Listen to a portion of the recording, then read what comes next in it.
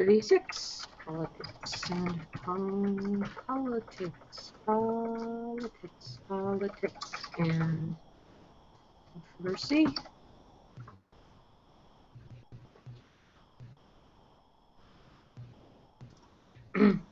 Oh, you went live? Okay.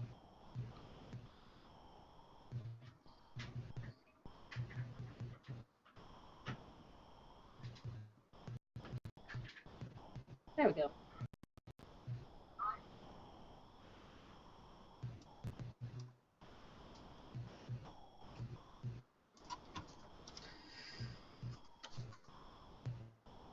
Cybernaut's still in there? Still there, Cy?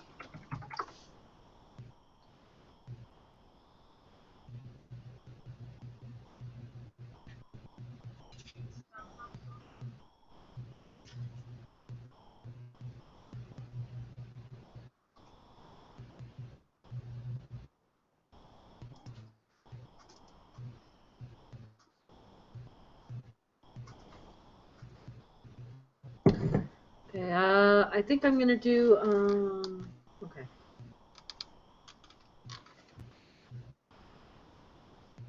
Shoot. I need to drive.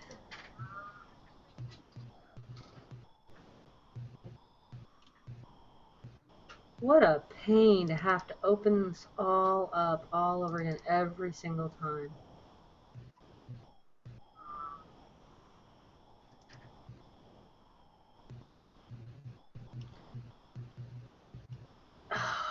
Okay, do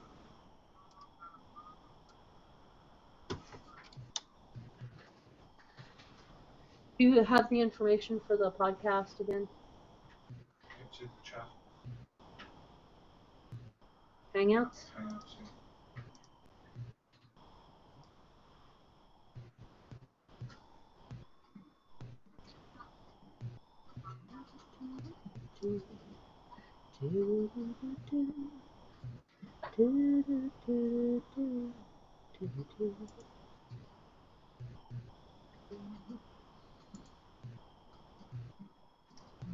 I'm just going to copy this and put it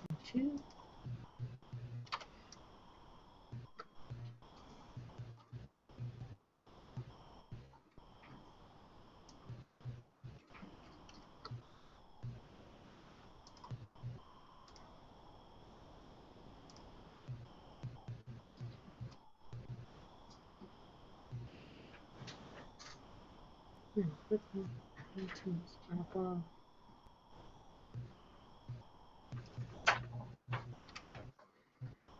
Oh, for I screwed that up.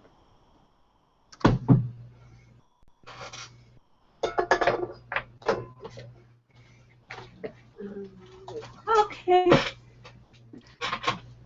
I'm just I'm copying a few linked real quick. That's fine. Take your time. I'm still trying to figure out how to play a CD. It's been that long.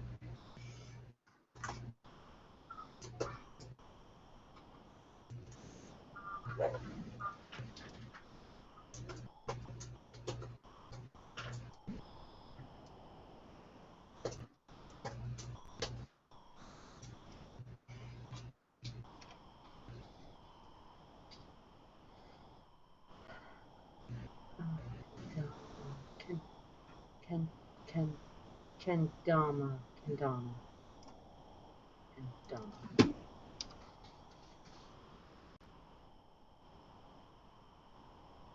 Oh, is it?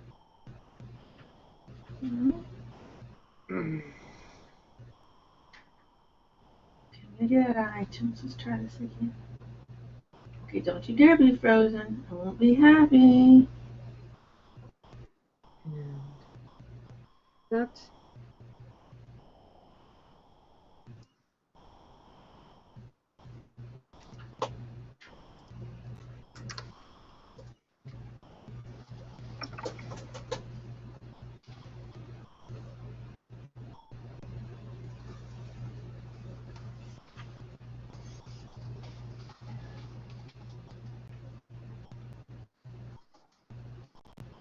Haha, here it is.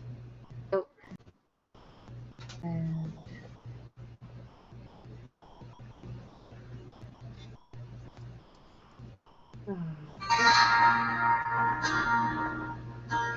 I haven't listened to this in so long. oh, the other beard.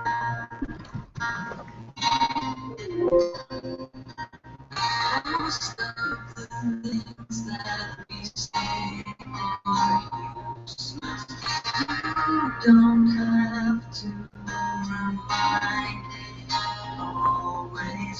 No one knows it better than I do.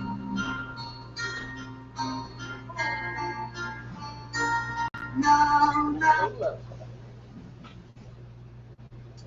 no.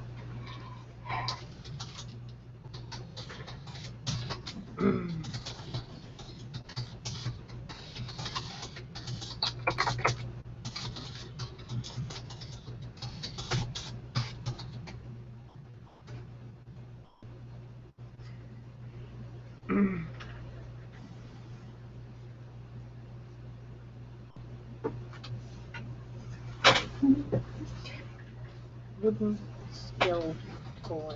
Okay. I've got some wine too. I might drink a little bit of it. I got the wine bottle to show if you want to show my wine bottle. Okay. I think I might be ready. Let me put some I don't more think- lipstick on. I don't know if size. I don't know if size still there. Oh, size. I don't think Cybernaut's still there.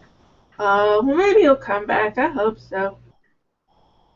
I told him that we were doing more of the LBGT stuff, Okay. and I put on there when we broke. I said we'll be back in a few minutes. He may just have other stuff to do. Yeah, that's true. We're so used to him being there. You don't want to take it for granted. Where is that? We miss you. I We know. love you. We love I you. know. We like having him to bounce off against. Okay. All right. I am ready when you're ready. Okay. You ready? I'm ready. Alrighty. Hi, everybody. Welcome back to Beery Good Entertainment. This is episode 36, our politics and controversy episode. Yay! Where we get to be as wild and crazy as we like. Get to say crazy things like people should be able to love who they want, stuff like that. That's right. That's right. Totally politically correct and politically incorrect all at the same time because it's all about respect. Whatever is our honest truth. And because it's all about respect, I'm going to give our very first shout out to another podcast. Thanks to McMenamin's Breweries for having such awesome employees. Thank you so much, McMenamin's, because you totally made our day when this wonderful employee told us she had a podcast. Now, I'm not familiar with the subject. It's called, she does a podcast called Click Clack, and it's about kendama. Kendama is a little, I believe it started in Japan. It's a little wooden skill toy. Do you remember the ball in a cup? Like the ball's attached to a string and you have to flip it and get it in the cup? Yeah. This is a little different. It has what looks like a little wooden hammer and a spike on top. And you use both physical skill and artistry to create a performance doing tricks with this ball that's attached, this little wooden ball that's attached to a string on this little wooden handle. And it's actually pretty interesting to watch. I was pretty interested actually watching, and the link is in the show notes. Okay.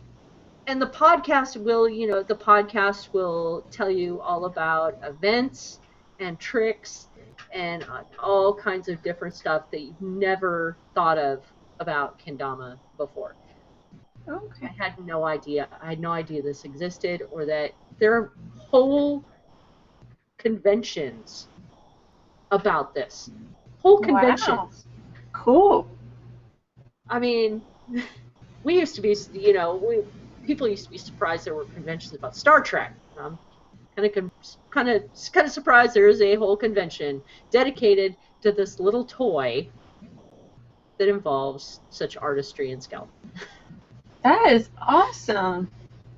Well, everything has an audience. I mean, there's a niche for just about everything. Yep. You can find the Click Clack podcast on iTunes, and you can also find it on Click Clack Radio through kendamausa.com. And those links are in the show notes. Okay. And with that, I'm actually gonna steal a little bit of the limelight to open That's my right. open You do my it. beer. You be I'm you. continuing. With our last show, we did chocolate beers, and I'm continuing along that line. You keep going. Sun River's Cocoa Cow. Oh, that looks beautiful. That looks more like a wine bottle. That is gorgeous. It is actually a really beautiful bottle with, a lovely shape to it, and such a nice, simplistic. So pretty. The black and white seems very popular. It is, and it's very elegant. Yeah. And I like the bottle. I mean, the bottle, you can't see through that. It's matte. Yeah. That's It's cool. a chocolate milk stout. And Sun River Brewing is here in Oregon. Gotta go local. Gotta go local. Okay.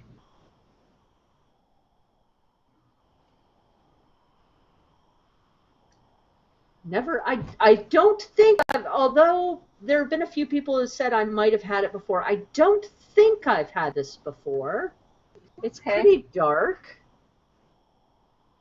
It's opaque. It's opaque, but it's not really sticking. There's not really a whole lot. There's a little lacing coming down. Not like that one you had before. No, this is not like the one before. Let's see if I can find the chocolate milk stout. Slightly sweet chocolate milk stout with Ghana cocoa nibs, and it's 7%. 28 IBU. So I'm expecting the hops to be a little bit less. Mm-hmm. Whoa! Oh, chocolate! Chocolate! You just breathe in chocolate. The aroma is there. Oh, Sun good. River. Oh, Sun River, Step please. 1. Achievement unlocked. That's right, achievement unlocked. Chocolate aroma. Nice. We're going to have to start doing that. That sounds fun. Mmm. Oh, this is up to expectations. Good. What a fantastic, sweet, milky chocolate. Mm-hmm. It's not Samuel Smith's. Okay. It's a little less sweet than Samuel Smith's. Okay. But it does have that lovely dessert type, satisfying. If you want chocolate, Decadent. if you want milk chocolate, Sun River, you're going to Sun River. Wow, that sounds awesome. Does it make you feel like a queen? Almost. It's not incredibly thick. It's not thick. It's not thick like, evil twin liquid fudge kind of or thick. like cake. Or like cake. It's not like actual dessert. Okay. It's not like actual dessert. It's not thick like that, but it is somewhere between medium and full bodied texture. Okay. What made me say what I said about do you feel like a queen? I was starting to think about how, back in old, Egyptian, in old Egypt and stuff, spices were so rare and, only the rich and royalty could afford spices. Right. So I was just thinking. When chocolate first came to England, Mm-hmm. Only the rich could afford chocolate. I didn't know that. Other people did not get chocolate when it first came to England. It was only for the elite. Wow. So it's kind of like that with the spices, you know. It's Mhm. only for the people who can afford it. And That makes me want to eat it even more. I think if Sun River added chilies to this, it'd be even better. Yes. I love the chocolate bars you can get that have chilies in them. I love that. Yeah. So good. Gives it a little Oh. kick, just a little something. Sun River, this is beyond a 4.75 for me. This is so close to a 5, I'm just going to give it a 5 on the Untapped scale. Because it's giving me everything it said it was going to. I really like it that much. I would go out and buy a case of this, hands down, right now, if there was any way I could find a case of it. Wouldn't that be nice? I could just smell it all day. See, they need to start 3D printing beer. When is it happening? Well, I mean, we don't have 3D printing, but we do have Pico Brew, so we're getting very close. We're getting very close. So you would just have to get, like, if they had a Pico Brew, you'd have to get the little Pico cup. So I don't even know how that would work. All I have to do is just get Sun River to agree to make a pack for the Pico Brew, and then I could just brew continuous amounts of the chocolate milk stout. Wouldn't that be lovely? Cocoa cow. This is like sucking on a chocolate cow's tit. Oh my God, which you weren't here for Saturday's Scannerdrum show, but of course we all know that's where chocolate milk comes from. That's right. So, chocolate beer. Chocolate beer comes from brown cows. They come from brown cows, and that's you sucking right on that teat. Just suck on it. Yep. Get that brown cow. How now? Oh. How now, brown cow? How now, beer cow? I know. That is awesome. How now, beer cow? We're gonna have to use that sometime. I'm gonna write the book. That would be a great name for a book. Copyrighted. All right, you got it. Write that book together. We should write that book together. All right, we'll write it together. We will write How Now, Beer Cow. We could have it. We could have them be like short vignettes about people drinking beer. Like the centerpiece is beer drinking. Yeah.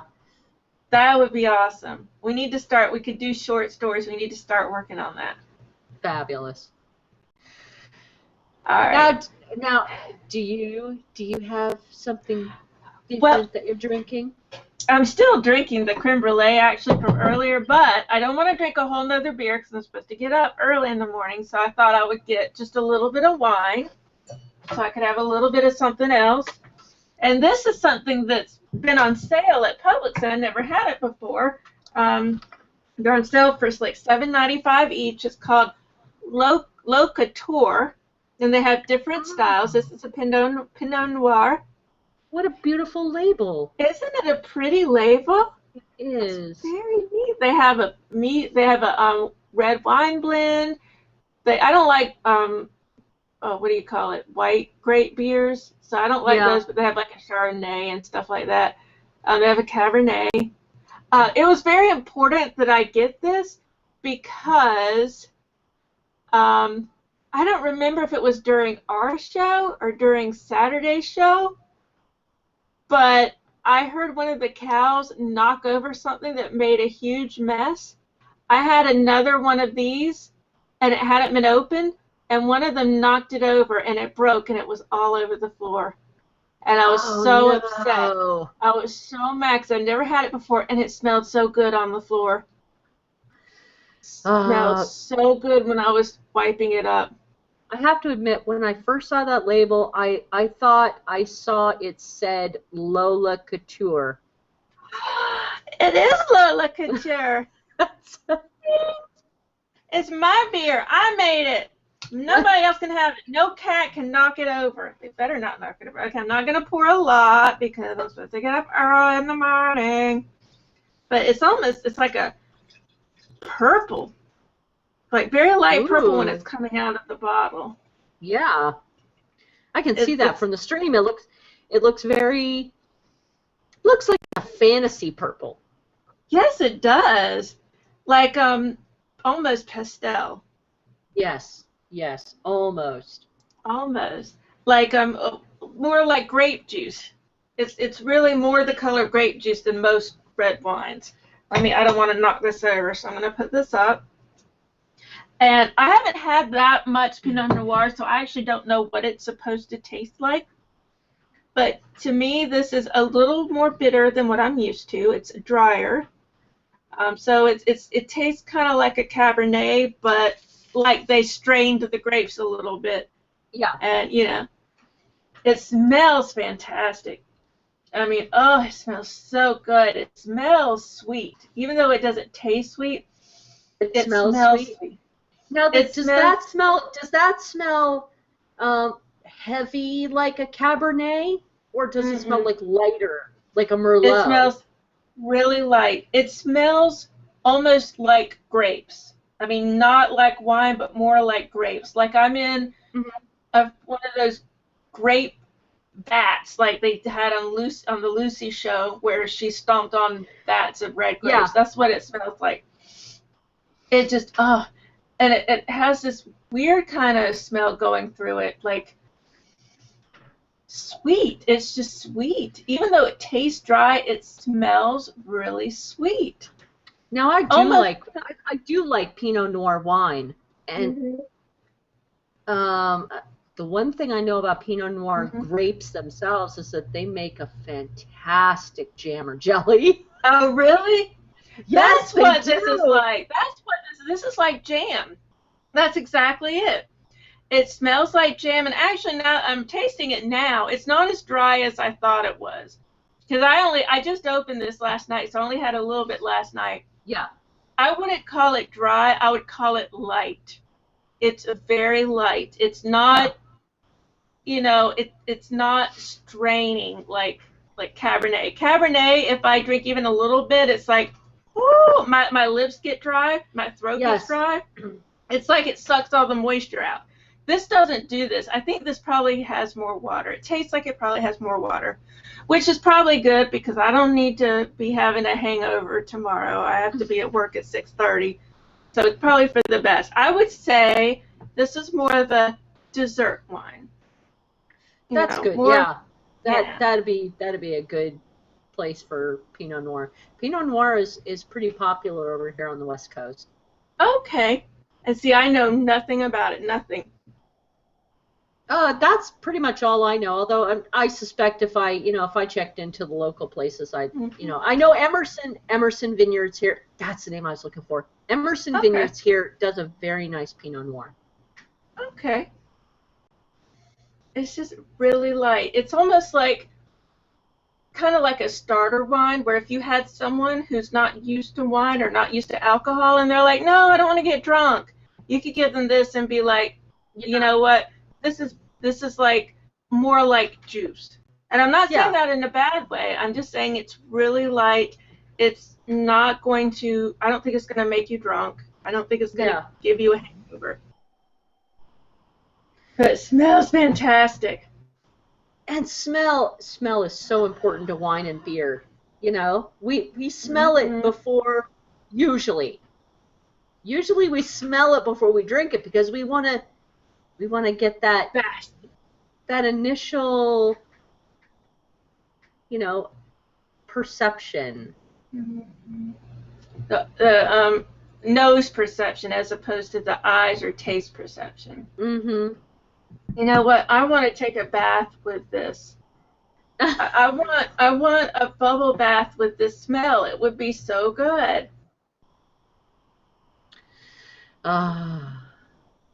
Well, our topic today is actually kind of a continuation of our topic in our last in episode 33. We were discussing LGBT in episode 33. We actually did have an interview with T. Thank you so much, T, for being on the podcast.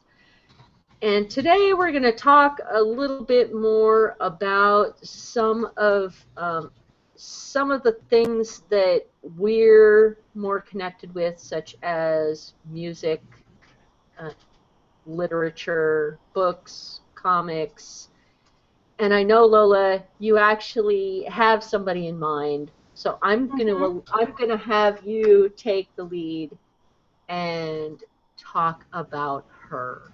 Her, right?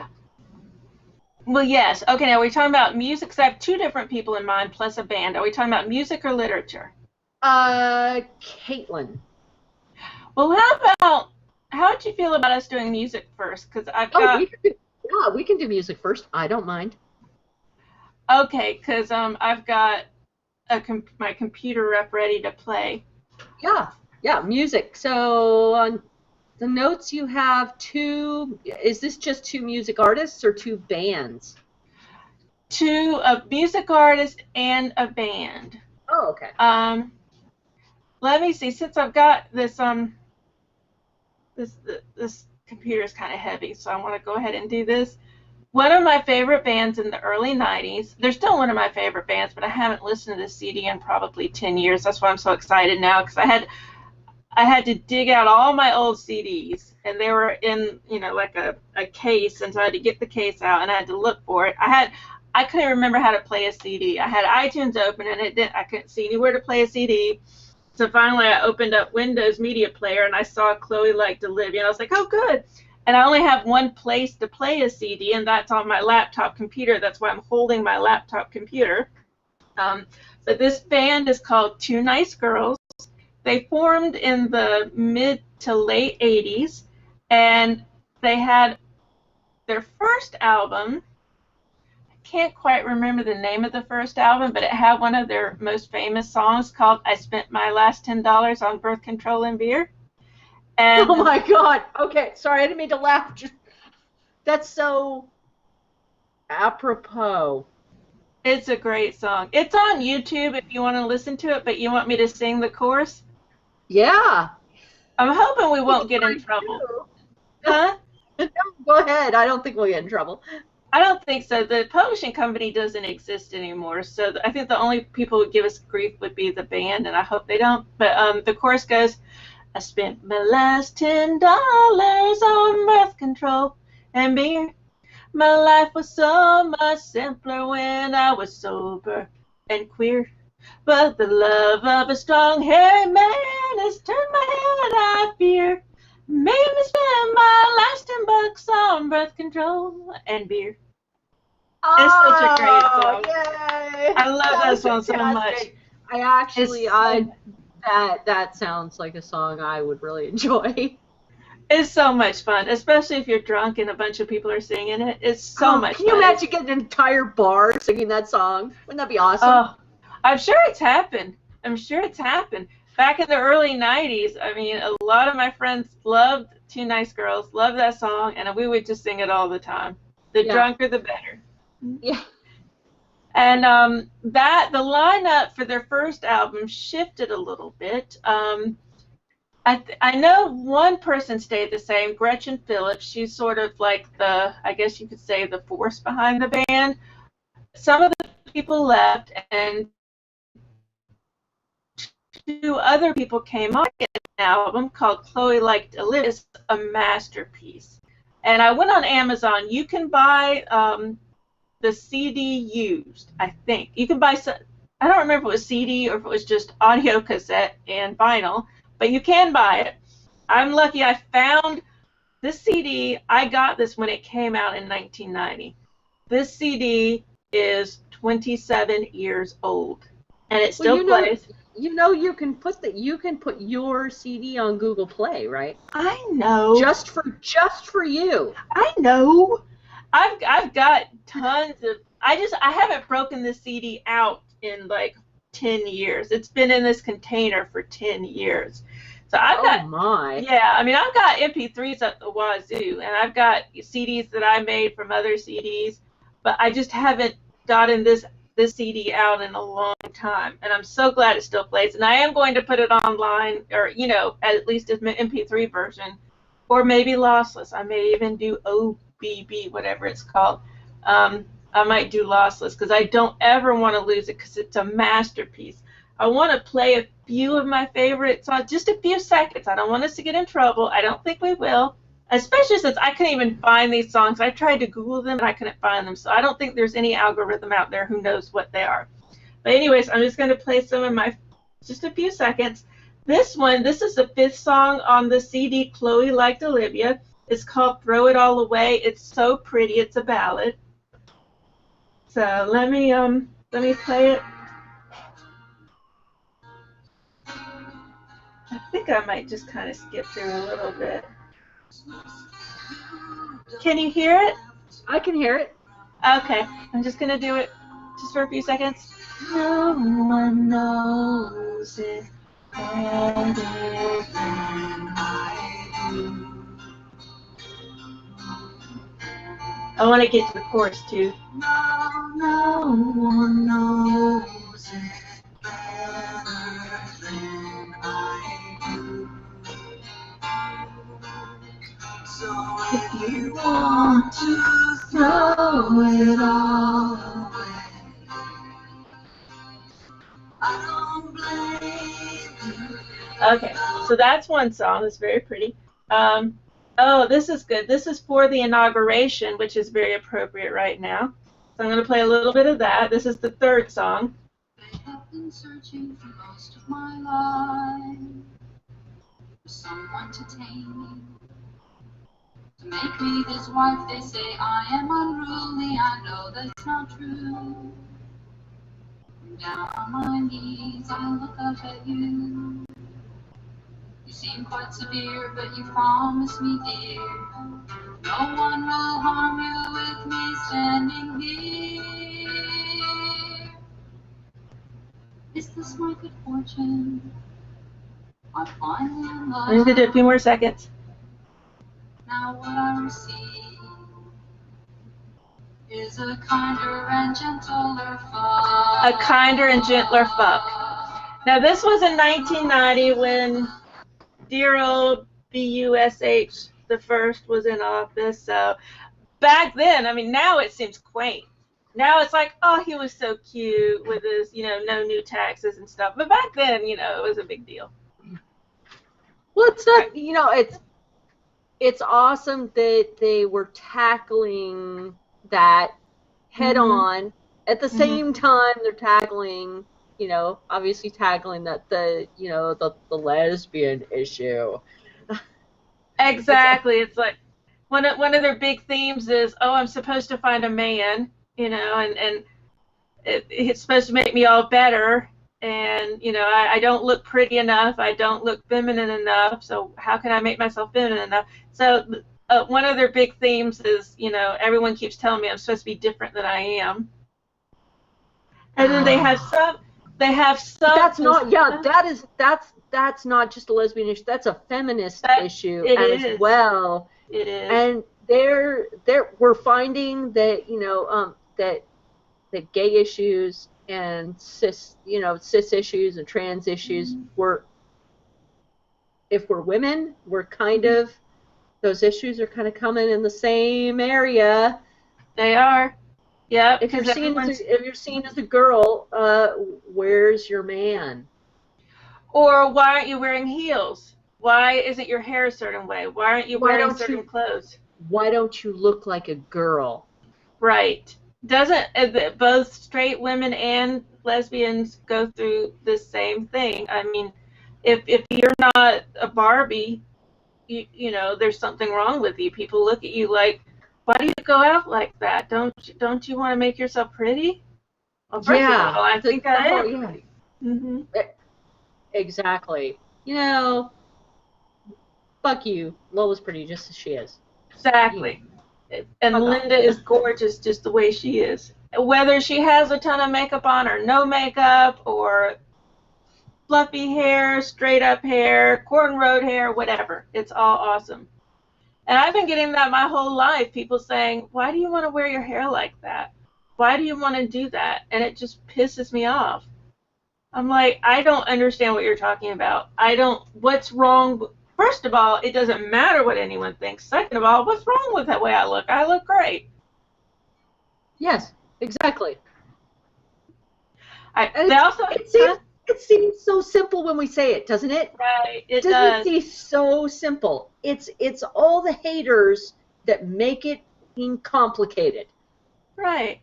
And the Like, people who aren't happy enough with their own lives, they have to insert themselves into other people's lives. mhm. if you think that you have the need to tell somebody else that their life isn't good enough for you, Hmm. you have the problem. Right. Hmm. Exactly. Some people, they're not happy enough with their own lives. They have to insert themselves into other people's lives. Exactly. And I'm so glad that music is around to reinforce the respectful values that we like. Right, and to remind us, which we shouldn't have to be reminded, but sometimes we do, to remind us that, let's take pride in ourselves. Let's be who we are and let's have fun. Yeah. All right, And there are different people there. Mhm. There are. Right. And you know what? You can have glasses and spiky hair and a skinny tie and look like Buddy Holly. You're still gorgeous. You are Yep. exactly who you're meant to be. Ah, Doesn't Cyber says he remembers Blondie getting bleeped for pain in the ass and Heart of Glass. I do remember I think I remember they changed it. Like when I would listen to the radio, I think they changed it. And I remember they had some really racy lyrics that I didn't understand until I was older. Like in Rapture, I think they had a few things. I was like, what? What are they talking about? Yeah, he had to buy like the tape or the CD to hear the real words. I know. I loved Blondie. But I was so young then, though, when Blondie was out, like 79, 80, 81. I wasn't buying tapes yet or records. So I never got to hear all that. Not till I was older. When I was older, I bought like their greatest hits. But when I was little, when they were, when they were really out, I had no idea what the real lyrics were. All I knew was what I heard on the radio, which was sad. And I still forever remember being a little girl and being in Fernandina Beach, Florida, staying at a seaside motel. And it was a motel. I'm not exaggerating. It was a motel.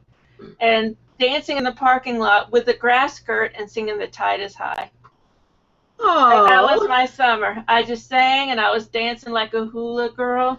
Tide is high. can you imagine? Can you imagine how wonderful it would be if you had had a smartphone and be able to take a video of yourself doing that? I would have been Facebooking live and it would have gone viral. It would have been awesome. That would have been great. It would be like, little girl is weird. Little girl in grass skirt dances to Blondie. That would have been awesome. Well, I know you talked about Two Nice Girls. Is there another? I was just going to play a little bit of a few more songs. Oh, yeah, sure. Okay. I'm going to let you do that, and I'll be right back. Okay. All right. So they also have what am I trying to say? Nostalgic type songs. It's not all, anthems. It's not all, we're here, we're queer, get used to it. They also have very personal songs about their childhoods and about how they felt. For instance, there's one called 11. This is the second one on the album. And I'm going to play a little bit, just a few seconds, so please don't sue us.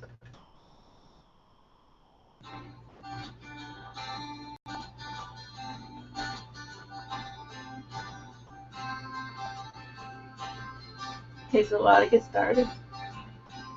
Here, I'm going to go for it a little bit. Okay, hold on.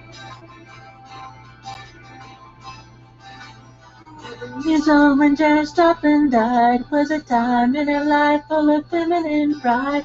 With time and a wind and the willow, hiding behind the summer snows that limit on the line.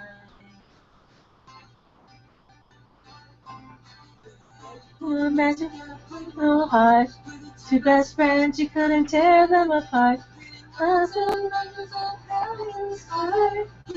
Mountain and a clear blue sky. Okay, I haven't listened to that in a long time. All right, and we've got this one. I think about you when I hear it. Is She-Ra one of the things that you liked as a kid? She-Ra? Yeah. recently started rewatching She-Ra because I love her so much. Oh my God, listen to this. Okay, this is called Princess of Power. This is the 4th song on the album. That sounds very familiar. I wonder if I actually heard that before. Go ahead and play it. You may have. Let's see. Some of their songs are very childlike because it's reminiscent of their childhoods.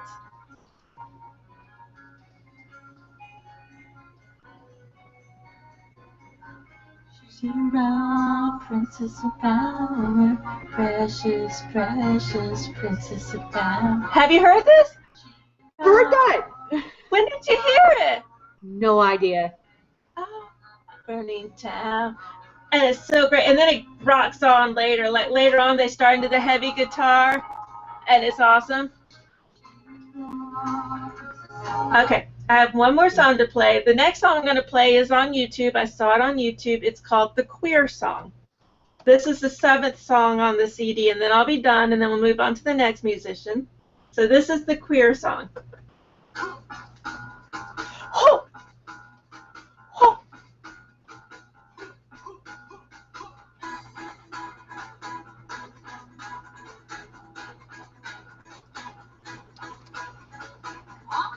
It's gonna be soon. You're gonna be fucking me. I'm gonna tell you what your mom's gonna say. I'm ashamed my daughter is gay. They ahead. Cause I wanna take that. Oh, I got the words mixed up. I didn't know, but I hope this sensation does not last long. Okay, and then she goes on to say, I'm going to take you to queer bars. I'm going to drive you in queer cars. You're going to meet all my queer friends. Our queer fun, it never ends. We're going to have a happy life. Both of us are going to be the wife. Okay. All right, I'm putting I love those lyrics. Isn't it awesome? It is fabulous. This was 27 years ago. This was 1990. Ellen wasn't out yet. Nobody was out yet. There were no, as far as I know, no open out celebrities. I mean, this was subversive back then.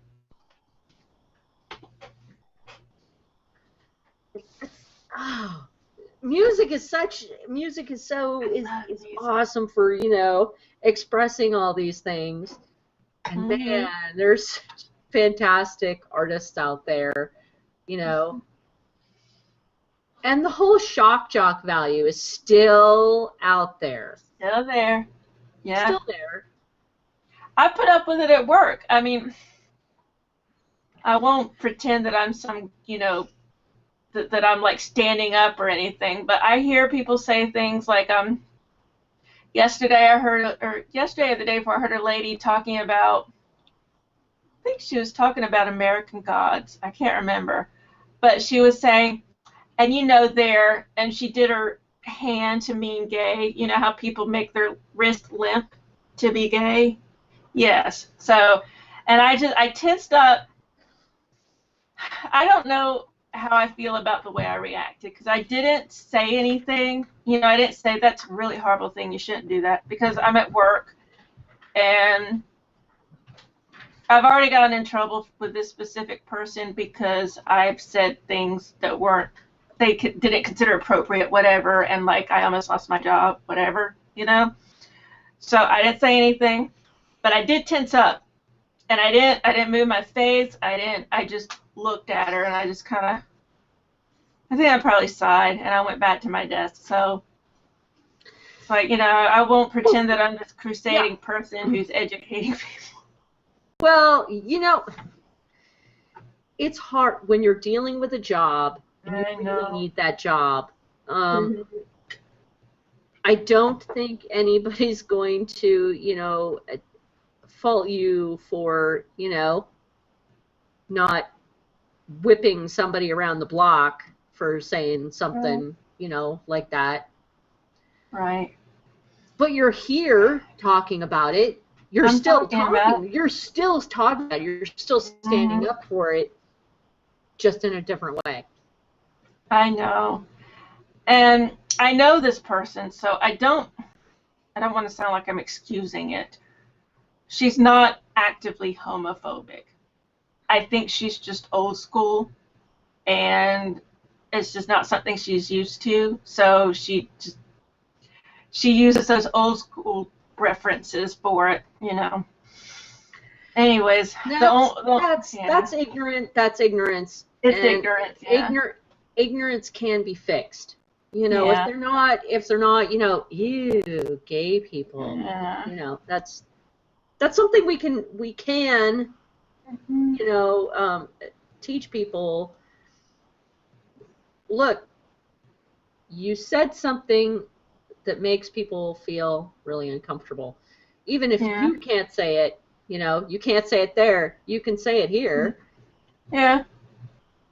It's just it shows someone's ignorance more than it offends anyone. I think it shows that person's ignorance. It's that's all you know about gay people. That's the best you can come up with. I mean, with all the rich history out there, all the cool people out there, that's all this person has is that one gesture to represent gay people. I think it's sad for her. Maybe if Yeah, she kind of got out and met some people, it might be different. that's true. That's how she learned to refer to Mhm. gay people instead of Mhm. just saying lesbian, Yeah. gay, Mhm. transgender, Mhm. bisexual. These terms are perfectly acceptable when used in a Right. non-punitive, non-pejorative way. Right. Because Like for instance. some people, girls like girls. They're Mhm. lesbians. It's okay Oh, to yeah. say lesbian as long as you're not being Mhm. really freaking cruel.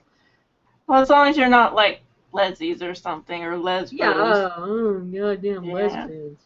I No, know. That just pisses me off. But they're even like the term queer. Now, it's fine when Two Nice Girls says it because they are queer and they mean it in a positive way. But it's just as easy for someone to say queer and mean it in a very pejorative, very insulting way. So it all really, to me, it depends on intent. If you're intending to malign someone, then you don't do it. Don't say it. Just yeah. don't. Just if you're intending to push somebody down, just shut Hmm. your mouth. We don't want to Yeah. fucking hear it. We don't want We to don't fucking want to hear it. hear it. We don't want I to hear don't it. want to hear it. I Nobody don't. needs to hear it. I mean, if anyone takes time to talk to me, they'll know that I don't insult people. I don't, well, unless they deserve it. But I don't insult people I don't know. I don't insult people because they're Christian, because they're a specific race or a specific gender, or they don't identify as either particular gender.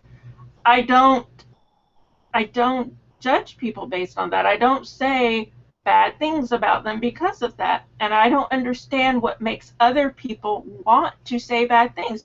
For instance, this conversation I'm talking about where we were talking about American Gods, why does she even have to say that? It's like that was the only thing she remembered out of the whole show. She remembered two men having sex. That's all she remembered. That's all she cared about. It's like that's not it. Unless you are a gay man, that's not really anything that should interest you. I'm like, why are you even interested in it? I don't get it. Ah, Okay, I have another musician to talk to. This is actually one of yes. my friends.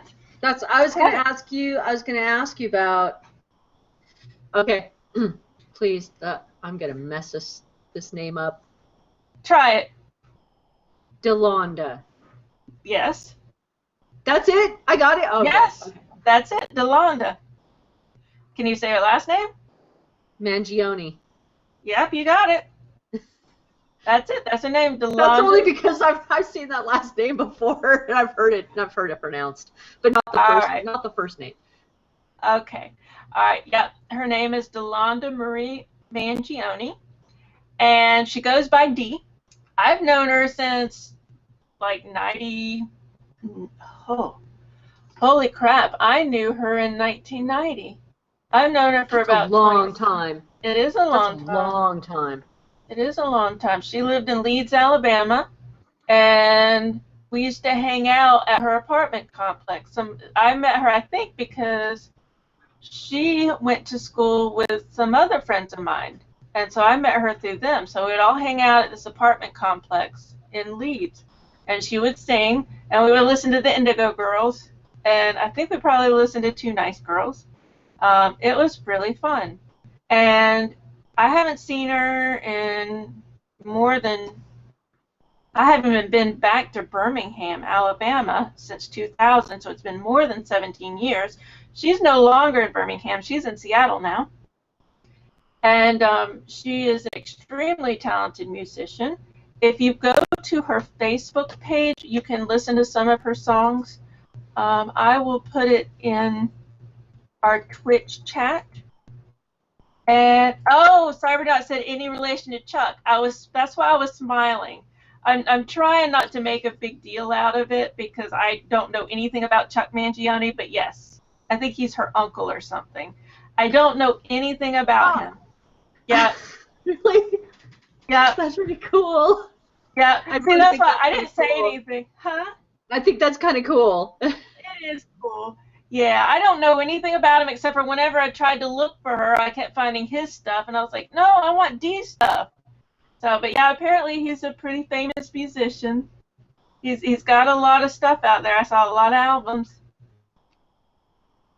So I put her Facebook in there. If you click on videos, you can get some of her music. And I actually wanted to put another link in here. She's going through a very difficult time. I don't know how much business she wants me to air, but she has a very severe illness. And, of course, I'm sure we all know being an independent musician does not pay a whole lot of the bills. And Yeah. she just had her car repossessed. So she has a, I don't know if it's like GoFundMe, but it's not GoFundMe. I had it up here. Where did it go? Where did it go? It's here somewhere. Oh, I think I closed it out. Hold on. All right, let's try this again. Venmo.com. I don't know what Venmo is, but I'm going to put it in our Twitch chat.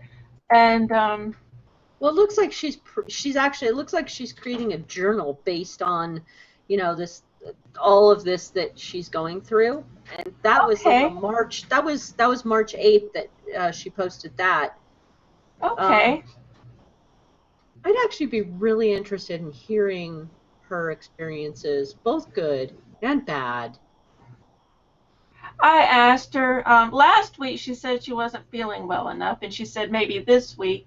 And I Facebook messaged her a few days ago, but she hasn't gotten back to me. So I'm thinking she's just not feeling like it.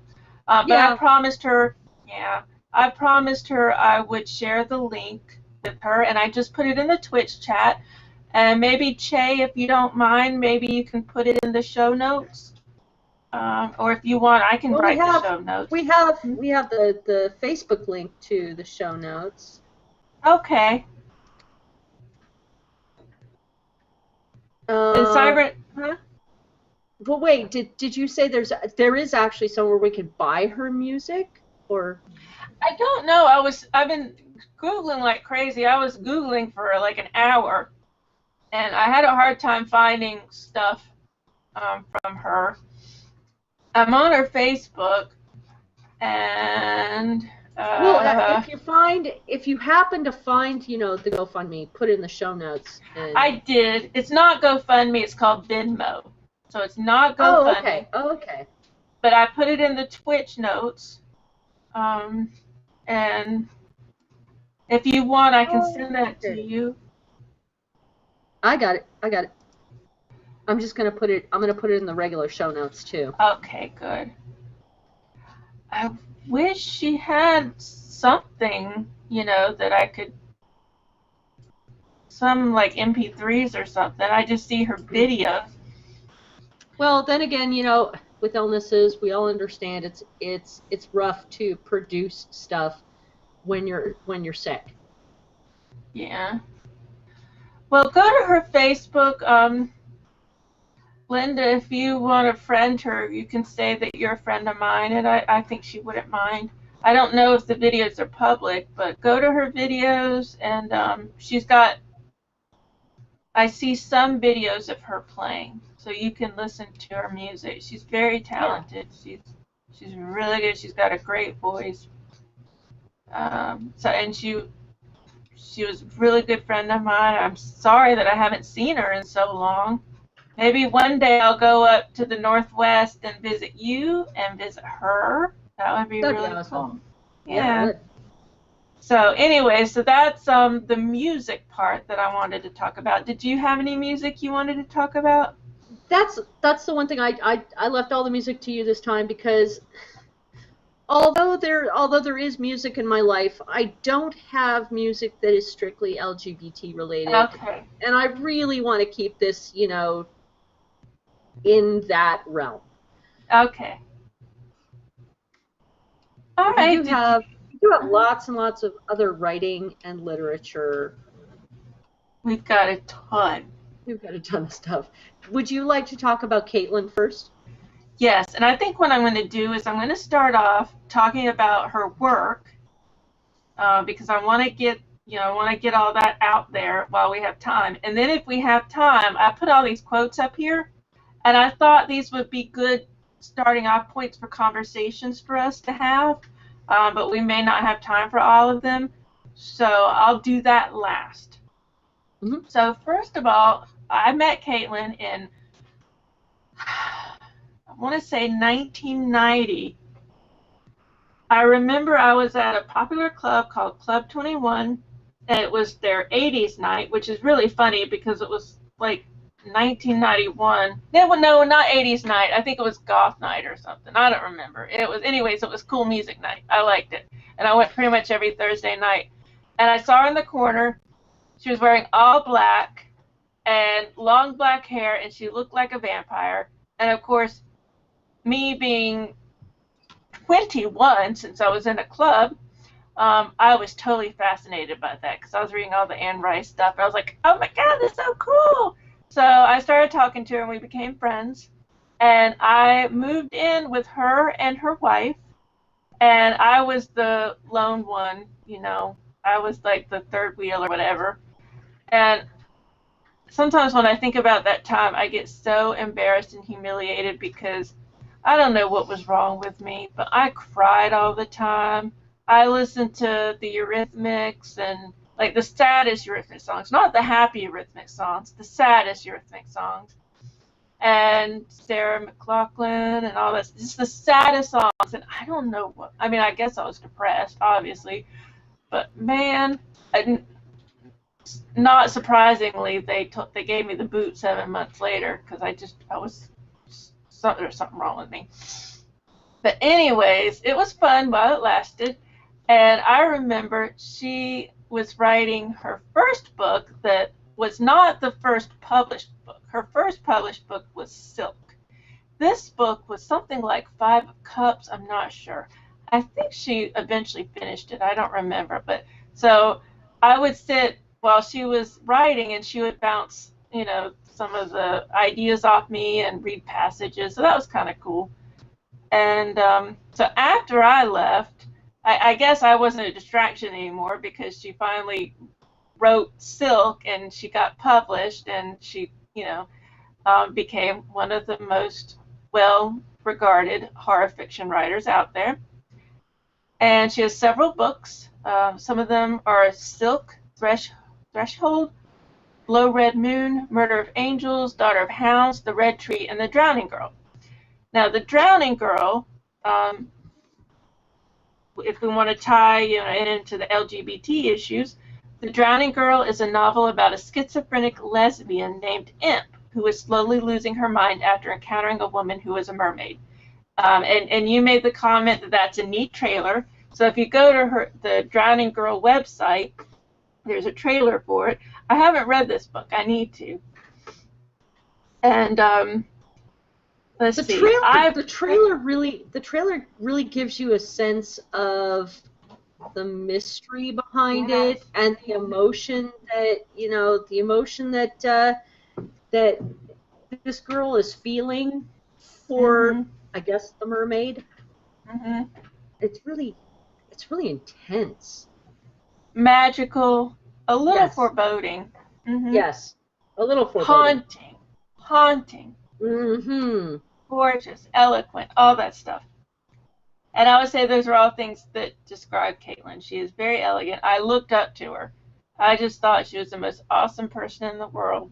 I still do, but back then I was like a little puppy because she was like 8 years older than I was. And I was just like, oh, you too. I was 19 and I was an idiot. But I remember we both went to the University of Alabama at Birmingham, and she was the leader, whatever you call it, the head of the film department, or not film department, but the, where you show movies at the school. I'm not thinking right. Oh, the The film club. audio video. No, more like you choose films to show in the theater. Like you said, a film club. Yeah, I don't know what I'm trying to say. My brain is broken. But yeah, a film club. And so we got to choose all these cool movies to watch. And that's the first time I saw Slacker. Because Slacker had just came out. Slacker is an awesome film for those who have not seen it. Although I won't say it held up well with age, because I watched it a few years ago and I was like, why did I think this movie changed my life? But back in 1990, I thought that movie changed my life. So we showed Slacker. And so I got to help with it because I was her roommate and I was in the club and it was really cool. I really loved it. And sometimes I worked concessions and we got to see a lot of really neat movies for free. So that was, and I remember making buttons too. Movies! It was fun. You know, when you're 19 years old, it's something really cool. It's like, oh my God, this is so cool. You can't believe what I was doing. Another story that has nothing to do with Caitlin. We didn't have a phone, and this was way before cell phones. So it would be weeks sometimes before I called my mother. I would have to call them from the school. 3 times my mother called the police, and the police came to our door because I hadn't called her in so long. Oh, Yeah, oh that was my mother. man. And in some cases, it had been like 3 days. So, yeah, that was my mother. So, yeah, we had the police come to the door a few times. Maybe that's why they got rid of me. I wouldn't blame them. I didn't blame them. I didn't blame them at all. I was like, yeah, I would have got rid of me too. But anyways, so there's some articles I have if you want to read a little bit about Caitlin. She also wrote part of the Dreaming comic series based on Sandman for DC. And I was looking at that, and I'm actually really considering kind of diving into that. That'd be kind of neat. I love everything based on Sandman. Huh? Speaking of Sandman, Clint made an impulse buy on Amazon. Apparently, Amazon has these really nice omnibus editions of Sandman. They're gorgeous, and they're half off. Half off means instead of $150, one of them is $75. So he bought 2. I'm not judging. I'm not judging at all. But it's just kind of funny. He's like, yeah, they're on sale. It's like, how much? And he was like, oh, $75 down from $150. I was like, but they're gorgeous. They're gorgeous. But anyways, money, they're on sale. I was like, it's his money. It's not my business. I'm not judging at all. It's just funny. I'm like, I don't think anything can be considered on sale if it costs $75 unless it's a car. I'm like, or a computer. I'm like, $75. But anyway, they're gorgeous. They really are gorgeous. So anyways, yeah, she did the Dreaming, and she's done another comic called Alabaster, and I actually bought Alabaster Wolves, and I was thinking if Che wants to, he can change from group call to some of these links if he just wants to change it up and show one of these links. That's up to y'all. I was doing that with Scanner Drone Saturday. If there's something I wanted to show, instead of doing group call, I would show my desktop or show the page and show what I was talking about. Oh, hang on just a second. Okay. Do you have the link to the show notes? Oh. Yeah. I can put them in the Twitch links. I mean Twitch chat if you want me to. Let me open, and we can trim this out of the final version of the. I'm just gonna open Hangouts. La la la la. La. While you're doing that, is there anything else? I guess I can talk a little bit more about. Oh, while you're doing that, I'll talk about. She had some good news today. She has some stuff she can't talk about, but she was able to talk about one thing. I lost it. Where did I put it? I lost it. Hold on. So, in August, the John Hay Library at Brown University will be presenting a small exhibit showcasing her papers. There will be a reception presentation at the library, and she thinks it's going to be during Necronomicon, but she's not sure. So that's very exciting. Huh? Necronomicon. Oh, I'm tired. Necronomicon. It's a hard word to say. Necronomicon. Mecca-like-a-hi-ho. Did you ever watch Pee-wee's Playhouse? I did once, and then I banned it from the house. Why? It was awesome. God, it reminded me so much of a pedophile. I could not do it. I could not do it. There's nothing saying that Pee-wee is a pedophile. I know. Nothing. It just the way the over-dramatization was so creepy to me. Okay. I couldn't deal with it. I'm not really arguing, if you can tell. I'm not really arguing. I'm like, yeah, I can see that. But anyways, I'm not judging other people who like Pee-wee's Playhouse. I'm just saying. I did. Lawrence Fishburne did. I was just thinking of, he had a genie on there, and it would always go, Mecca-like-a-hi, Mecca-hiney-ho. And I still say that 30 years later. So, Necka-mecca-my, Mecca-miney-mo. Anyways, so, yeah, I bought the Alabaster Wolves, and I've actually got it on my Kindle, so I can bring that up. I can show. Can you see that? That's the cover. Kind of hard to see. Oh, there we go, right there. There we go. Isn't it neat? Yeah, it is pretty neat. Yeah. So Alabaster, have you started reading it yet? No, I haven't. Not yet? Yeah, not yet, but it's just gorgeous. I'm just looking through the artwork right now. So. Oh, you do that too, huh?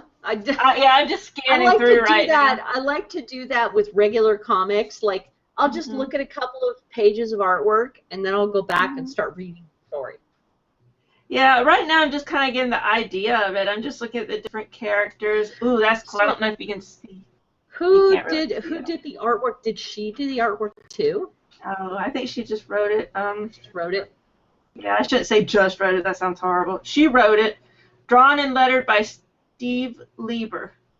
Colored by Rochelle Rosenberg. Covers by Greg Ruth. Cool. So, and this is from 2013. It's like a whole team effort. It is. Well, I see that with comics. You know, they have different people who do the coloring and stuff like that. So it's really nice. And if you're interested in another connection she has to the LGBT community, she is herself transsexual. When I met her, she was Caitlin. I never knew her as, you know, the way she was when she was in college. I never knew that. I just knew Caitlin. Yeah. I'm trying to remember if she was pre-op or post-op at that point. I think she was pre-op. And I know we talked about T with all those different terms. Some people don't like those terms. It's just more boxes to put people in. Yeah. But yeah, I'm pretty sure, yeah, she was pre-op, but she's way, way post-op now. Oh, and another thing we used to do, I used to go there to Atlanta because back then, most of the stuff she needed was not in Birmingham. We were in Birmingham, Alabama. And so I remember I would go with her to electrolysis, And when we were in Atlanta, we would go to this awesome bookstore called Oxford Books. I loved it. And remember when we did the English comic books and I talked about Baker Street? That's who I would go with. That's where, that's the bookstore I was talking about, Oxford Books. And That's really cool. yeah, and so I would go there with her. So it was always really fun. I really enjoyed that time, and I was sad when it left, but it's okay because she moved on. She left. She went to Athens, Georgia, a few years later, and she stayed there for a while. And now she's in Rhode Island, Providence, I believe. But she's talking about moving back to Birmingham, at least for a year, because a book she wants to write, I guess, is set in Birmingham. So she feels like it would be better for her to be in Birmingham. Cool. Well, no, it's interesting that I know I don't usually go into the local bookstore area that we have it because I use Amazon so much. Me too. Mm-hmm. It's not convenient, but here's the nice thing is that I called up our local bookstore here, and our local bookstore is called Grassroots Books. Nice. Okay. And it's very nice that you can call up a local bookstore and say, can you just give me a recommendation for an LGBT author? And put just that fast. They said, oh yeah, why don't you just go ahead and pick up some J.S. Fields? And Never J.S. heard Fields of that person. I've never heard of this person in my life. They're here in my community, and their book is called Ardulum. That's Ardulum. I don't even know what it's about, but it's so nice that you can call up a bookstore and ask for an LGBT author, and they just give you a name and they give you a book to look up. That's a progressive community. That's more bookstores should be able to do that, because it should be an entire, I don't know, what do you think? An entire section all to itself, LGBT writing, LGBT It depends on how you look at it. Depends on how you look at it, because I think some people don't want to be pigeonholed. Some people would say, I don't want to just be known for this. I want to be known also as a fantasy author, as a self-help author. So some people wouldn't want to be pigeonholed. Some people would be totally great with it. Yeah. That's true, but it is such a huge issue that, we need to let people know that LGBT authors are out there. And it's really nice if you can call up a store and just ask for a recommendation and get one. I think that's nice. And especially with small bookshops, they're not going to act like you're weird. Like, what? What are you talking about? They'll know right away, and they'll be like, yeah, sure. Yeah, exactly. And I mean, there are some authors who do specifically write with an LGBT audience in mind. They write about those issues. So I would imagine those people would feel more at home in the category of LGBT. So it probably depends on who your audience is. Yeah, that's true. That is very true. But, I mean, there's nothing saying that you can't put their books in more than one section. That's true. In the store. That's true. You want to know another story with Caitlin? I remember one time we were in the mall and we walked by a bookstore, and she walked in and got the Bible and put it in the fiction section. I thought that was the most subversive thing. That's something I would do. I remember I thought that was so subversive. I was like, oh my God, I can't believe we just did that. Oh my God, that's so cool. I am one of those people that would love. I'm one of those people that would love to do that with all the Bibles. Just take all the Bibles and put it in the fiction section. I would too. Yeah. I could go on, but I don't want to alienate some people. That's not, that's not a jab against I know. people's beliefs. I'm trying not to make it sound that way. It may be in her case. It probably wasn't her case, but I don't want to make it sound like it isn't my case. I mean, people believe what they believe for different reasons. I'm not trying to make it sound like I'm condemning their lifestyle, although some of them would condemn my lifestyles, Caitlin's lifestyle, your lifestyle. But yeah, yeah. I would put it in mythology. That's where I would put it. Much like with American Gods, and they have all the different versions of Jesus. I love it. They have Spanish Yeah. Jesus, Mormon Jesus. Like every version of Jesus is represented. Well, here's something that's kind of related, and here's the lovely controversy conflict. Mm-hmm. On Twitchy.com, I found an article called "Is Nothing Sacred?" Okay. And this is actually "Is Nothing Sacred?" New kids picture book to feature gay Santa. Mm-hmm. That's cool. Okay, now the rest of us are going, hey, that's actually pretty cool. You know, have a That gay is cool. Santa, gay Santa with Mr. Santa Claus Mm-hmm. instead of Mrs. Santa Claus. Mm-hmm. Nothing wrong with it. But all of a sudden, these people come crawling out of the woodwork in the commentary. You know, saying that Christmas is sacred and it should be only oh my God, come Do they on. know that Santa People. Claus isn't real? Yeah, one, Santa Claus is definitely not real. Okay, you may Not believe real. that Jesus is real, and I might accept your belief. But there's no way I am ever going to accept that you believe Santa Claus is real. Santa Claus is a construct of our imagination, okay? To have Santa Claus love another man is no more a stretch of imagination than a man who flies around with reindeer handing out presents to kids all in one night. Okay. What do you think that do these people think that it's okay for gays and lesbians to be in their little corner? And we put them in their little corner, but they can't infect the rest of our lives. They're quarantined. Which is the whole "is nothing sacred." You think Santa Claus is sacred and that gays should not infect the sacred part of Santa Claus. What? He's a man who wears bells Yeah. and goes around in a really ornate sled.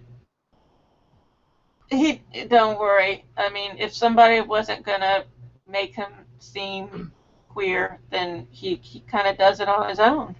Yeah. And he's got a pretty curly beard. There you go. If ever, okay, and I really hope I'm not offensive in this.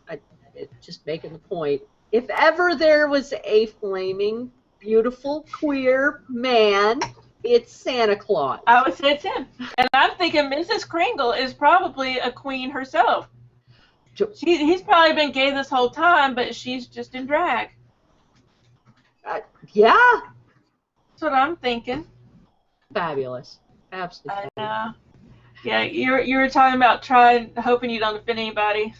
I'm like stepping all over my words trying to make sure I say things right. I hate that feeling. I hate that. But when we're talking about queers in this sense, mm-hmm. we love the notion of being queer in this sense. Yeah. Come on. A Mr. A Santa Claus hooked up with another guy. That's it seems perfectly normal. And I think it's totally cool. What a fantastic way to introduce that to your kids if you are a gay family. Mm-hmm. Yeah. I think it would be love awesome. that. If I were a gay family, if I were part of a gay family, or a kid of a gay couple, and I learned that, Santa Claus was married to a guy, that'd make it kind of, that'd make it kind of comforting for me. Yeah. Oh, I think so. This mythology includes my family. Yeah. It's like It's like he was gay before Dad was, It's kind of cool. I think, okay, so during Gay Pride Month, I think that gay Santa should give out presents to all the gay boys and girls. Because it's exactly 6 months away from Christmas, so it's not like he's got a lot going on. This is his summer gig. He goes around to all the gay households and gives presents. Gay Santa Claus and Gay Pride Parade. I think so. Come on, they have to have Gay Santa somewhere in a Pride Parade. I'm sure they do. You know they do. Have to somewhere. Mm-hmm. I'm sure they do. That made me think of. I was just thinking of Sensei and the Miguel, is that his name? I can't remember his name exactly, but he's the soap opera movie star in Mexico who is afraid of losing his career because he's gay. Yes. And so he lost his film. He's not going to be in this film. And he got a letter from the San Paulo Gay Pride asking him to be the what do you call it? The keynote person, the person who stands in the front. I can't remember the name. The marshal. The marshal. And he's like, oh, it's just a gay pride parade. And I saw a picture recently of the San Paulo Gay Pride Parade. That thing is freaking huge with thousands upon thousands of people. He should have been honored, and he should have been yes. And if I were there with him, I would tell him he could make a very satisfying, healthy career doing gay-oriented movies. Or, you know, independent movies or mature movies. There are plenty of producers who don't care if you're gay or straight. So he could have a very nice career. He doesn't have to star in these stupid spaghetti western type movies. So I wish I were there to tell him that, but he's not a real person, so I guess that's not going to happen. I am really, really intensely sick. And if I'm intensely sick, I can't imagine how the gay community must feel being, like you said, pigeonholed. Mm-hmm. You have your place, and we straight people will be over here. And you stay over there and don't infect us with your gayness. Right. Yep. Don't infect me with your straightness. Sit and spin. Because I don't want them to affect me with their conservative, you know. The LGBT community belongs everywhere they want to be. Right. Well, everywhere. They are everywhere. They are everywhere. Your teacher. Did you see the picture of the Rhode Island Teacher of the Year with Trump and Melania? No. Look for it. It's awesome. Look up Rhode Island Teacher of the Year. He posed in the picture. He had a black fan and he posed. And he said in an article that he got permission from Trump to do that. You see it? I see it. Yes, I see it. It's cool. And Trump said, love your fan. So I thought it was really cool. I was like, all right, he's representing. Yep. Every chance. Every chance. Yeah. And I know we have some more things. One of my friends on Twitter, at Clef Notes, K-L-E-F-F Notes, she had a lot of suggestions. She had Batwoman. She said that that's a lesbian main character. She said that Harley Quinn is currently with Ivy in the new Bombshells run. And she suggested Hack with the slash sign and the word slash. It has a bisexual lead, Cassie Hack. And Lumberjanes is a female-female couple and a trans character.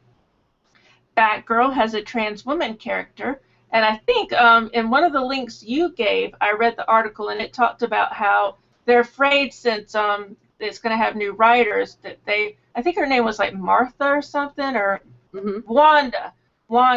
A lot of, I may be getting mixed up. I may be getting some of the comics mixed up, but I think some people are afraid that she's not going to be on anymore. Anyways, I'm getting them mixed up.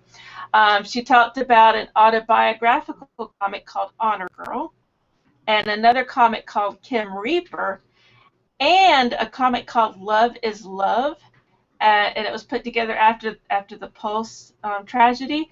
And I put a link here. Now I have the Love is Love. You do? I do. I bought it, and it is so worth reading because I haven't seen it. It's beautiful. It's really. I want to get it. Okay. I love the cover. I clicked on it. It's from IDW, which is a very good publishing house, and you can get it print or digital, both $9.99. and it looks gorgeous. It looks really nice, so I am definitely going to buy that.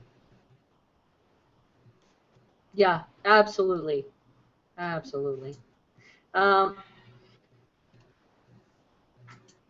pardon me. I have some web comics. Now, I know Okay. web comics are a little different than comic books. Mm-hmm. I do have some web comic suggestions. One that I actually I get this every couple of days. I get it on my phone, and it's the first thing I see before I get out of bed. It's called Assigned Mail. Okay. And this is about a child who's actually transgender, transitioning. You know, it hasn't made any big decisions yet, but is learning what it is, you know, what transgender, what it means to be transgender in the world, and blatantly bringing up issues that, you know, children encounter who are transgender. A few others that I have not seen, but I have been told are really good, are Tripping Over You. Okay. Adam and Andy. I read like one strip and it was really awesome. Okay. And then Check Please. All right. So those are some web comics that, you know, you can get those on your smartphone, you know. A strip early in the morning. Pretty cool. I like it. Okay. That's nice. I'm gonna have to Every look at once more in a web while, you know, comics. when you have a minute, you know, just read it. Well, what's funny is when it comes to like comic strips in general, I used to really be into Dilbert, and that was like my thing. I would even buy books of Dilbert. That was the only like comic strip that I followed. And then it turned out that he's like a misogynistic dick. Please don't sue me for defamation, but yeah, he did some stuff that was really nasty, and so now I haven't touched it. I haven't looked at a comic from him since, and that's very sad because I used to really love it. It was a long time ago I saw Dilbert. But, you know, it's the characters. You can't really separate the characters and the writers because the characters are the writer's creation. So that's what the writer thinks, you know. Well, I mean, I love the comic. I mean, there was nothing in the comic that I objected to. It was really him. I mean, some things came out about him. Yeah, the writer himself. Yeah, I can't remember what it is. This is what's so sad. I can't remember what it is. His name is Scott Adams. I'll have to remember what it was. But I remember it was bad enough where I was like, nope, done. Never looked at it again. Ever. Never, ever, never again. Yeah. So I need to get back into webcomics. Well, I got a list of a listing called gayleague.com. Gayleague.com is actually they have a listing of gay comics. They also have a listing of gay comics news and gay comics events on their website. It's actually pretty interesting. Okay. I'm sorry. I'm still trying to find out what it is that really upset me about him, and I still can't find it. So I'm going to stop. Cyber says everyone enjoys a strip early in the morning. That reminds me of that Adam Ant song. Speaking of, you know, he had a great song called Strip. So that's perfect. He's another one that didn't go alongside gender norms. Yeah. Yeah. You know, I would not have been surprised, although he didn't turn out to be gay, I would not have been surprised to see Deadpool turn out gay. Well, no, he's bisexual. Deadpool is bisexual. He is. In the comics, yeah. Okay, I did. Now, I've never read the comics. All I know is the movie. That's it. He really has a thing for Wolverine. And yeah, he really is bisexual. Snap. Why would anybody have anything for Wolverine? Man, ooh, God, those claws. No. Well, as long as he keeps them in, tape them up or something. Make him wear boxing gloves. Yeah, I guess. He's like, baby, don't, the scratches. No. Safe word. Safe word. Just say safe word. So, yeah. I'm gonna pause this for just a second because I'd like to bring you another Evil Twin Brewing product. Nice. Imperial Biscotti Break. I have not had that. That looks awesome. I'm expecting nuttiness. I'm expecting biscuit. I'm expecting chocolate. I would say so too.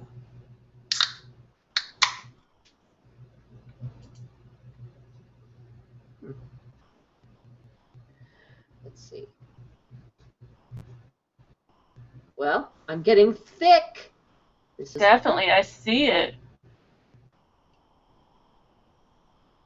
oh my goodness. Imperial Stout brewed with coffee and almond and vanilla. Okay, so I'm not expecting the chocolate, but I am expecting the almond. Okay. I get the almond in the aroma.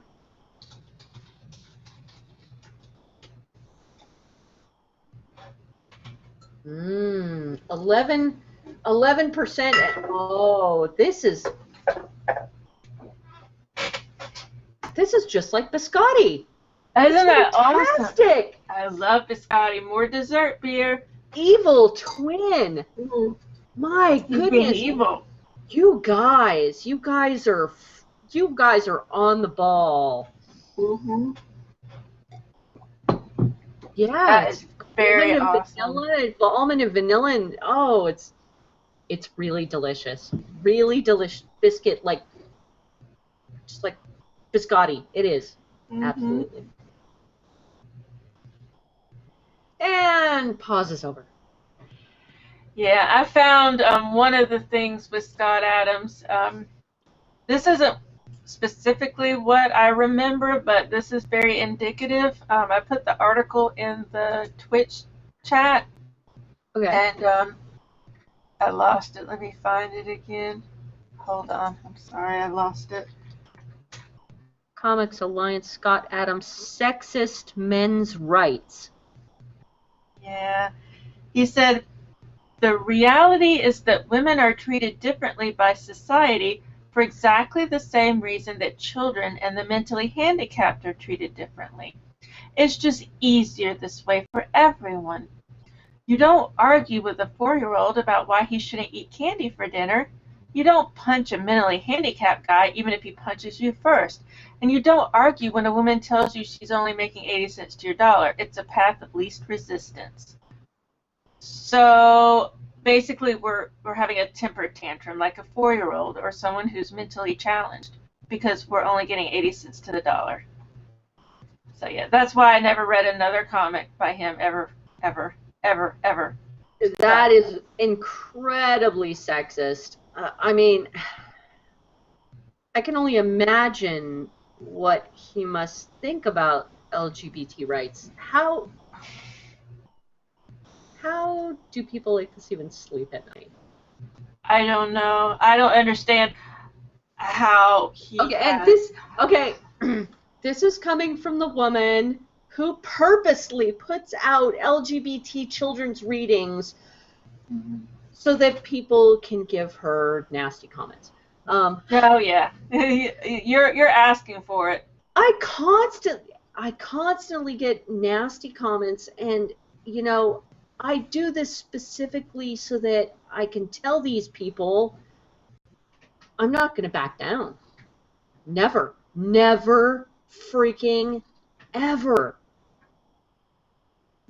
You know, and no, I definitely would not read another Scott Adams comic after seeing that, you know. And later on he tries to clear it up and it doesn't make it any better. He's saying, I'm not saying I lump them in together with children. It's just that as a man, a smart man takes the path of least resistance, which means not fighting women on this, basically. So that's the path of least resistance. You know, I think this actually does lead into the the Black Lives Matter actually the Black Lives Movement. Yeah. Because there have been several attempts to make people's lives very uncomfortable, Mhm. blocking bridges and so forth and so on. Yeah. And this really illustrates how difficult life gets. Now, if you're a woman earning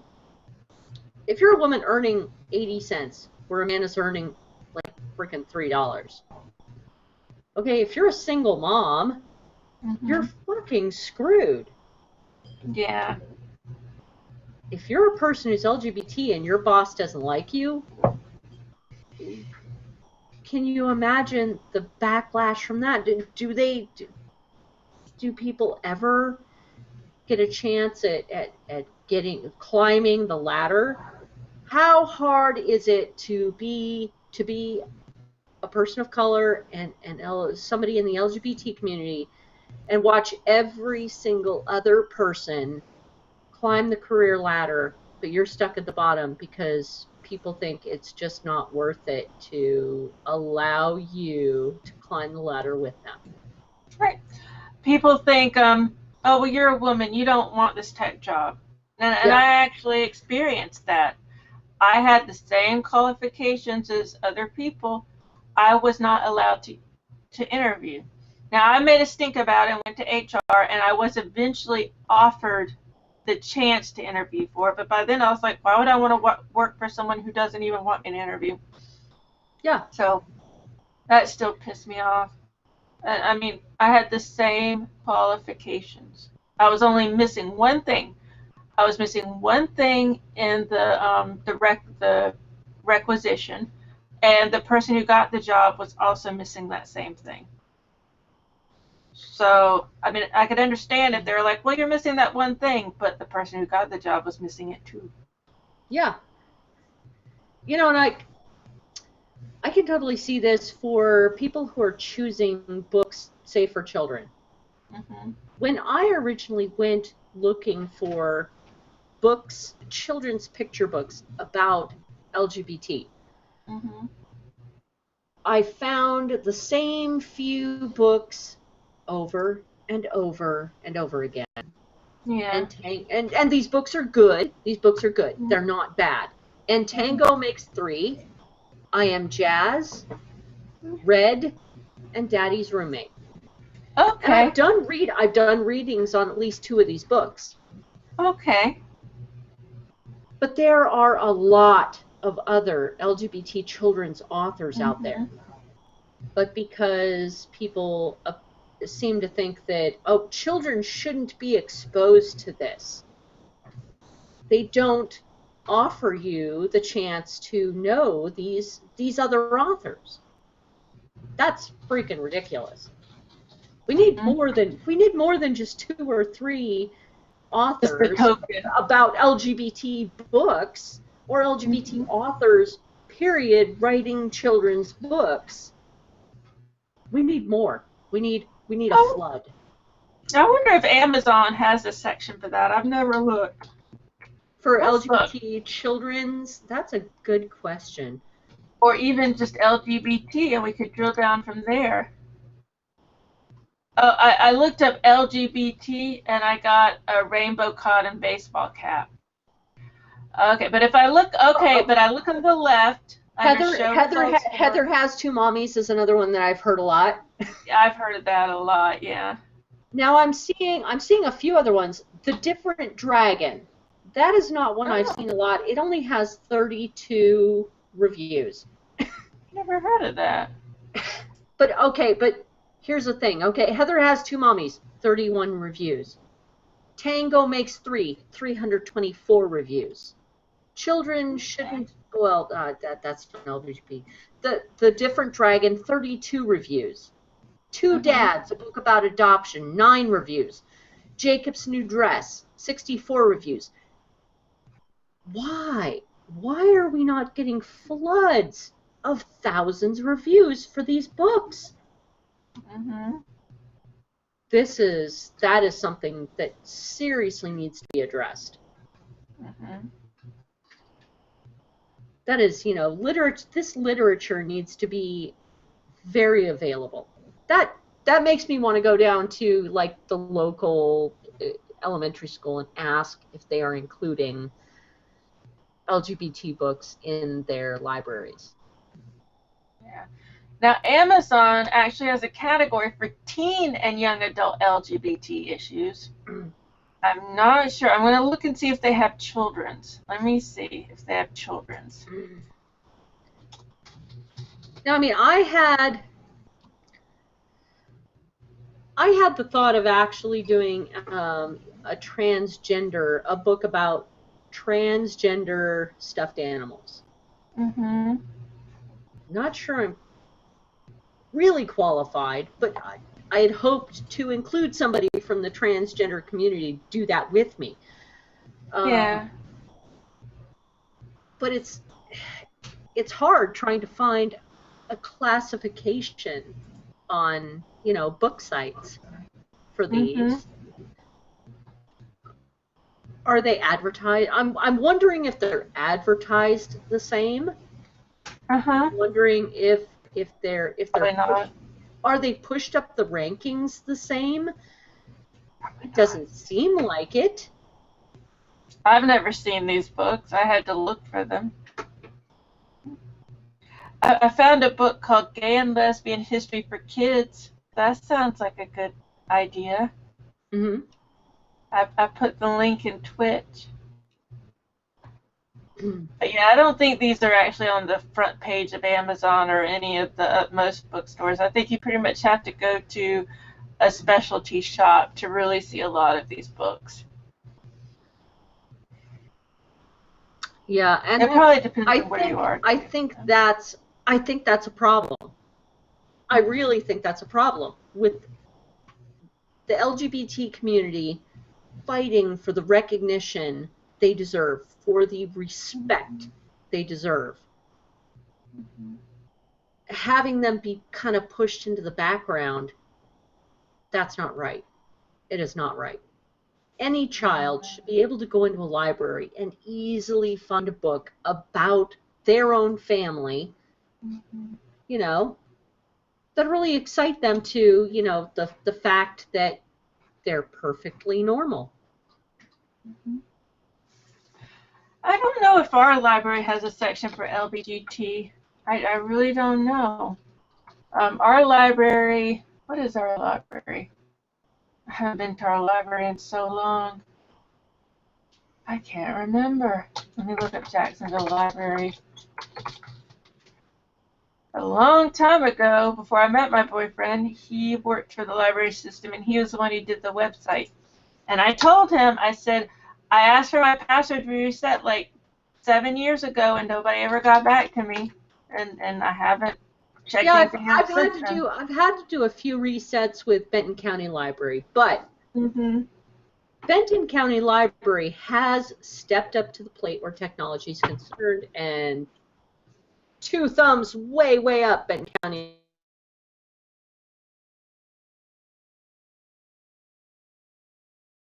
Books on loanable online books that we can get, which is fantastic. Okay. I'm on the Jacksonville Public Library's website. When I searched for LGBT, I did get quite a bit, but I don't think there's any specific category for it that I can see. I don't really see any categories. So it's not like there's a big splash page or something. I see kids and teens. There's something for kids and teens. So let me look at kids aged 5 to 12 and see if they have any lesbian, gay type things. I have a feeling they don't. Now, I do not agree that children should not be exposed to these ideas until they're older. No, I think if you have a gay or lesbian family, you should be exposed to these things from the second that you become part of that family. If you're if you're born into the family, you should know that that's your family.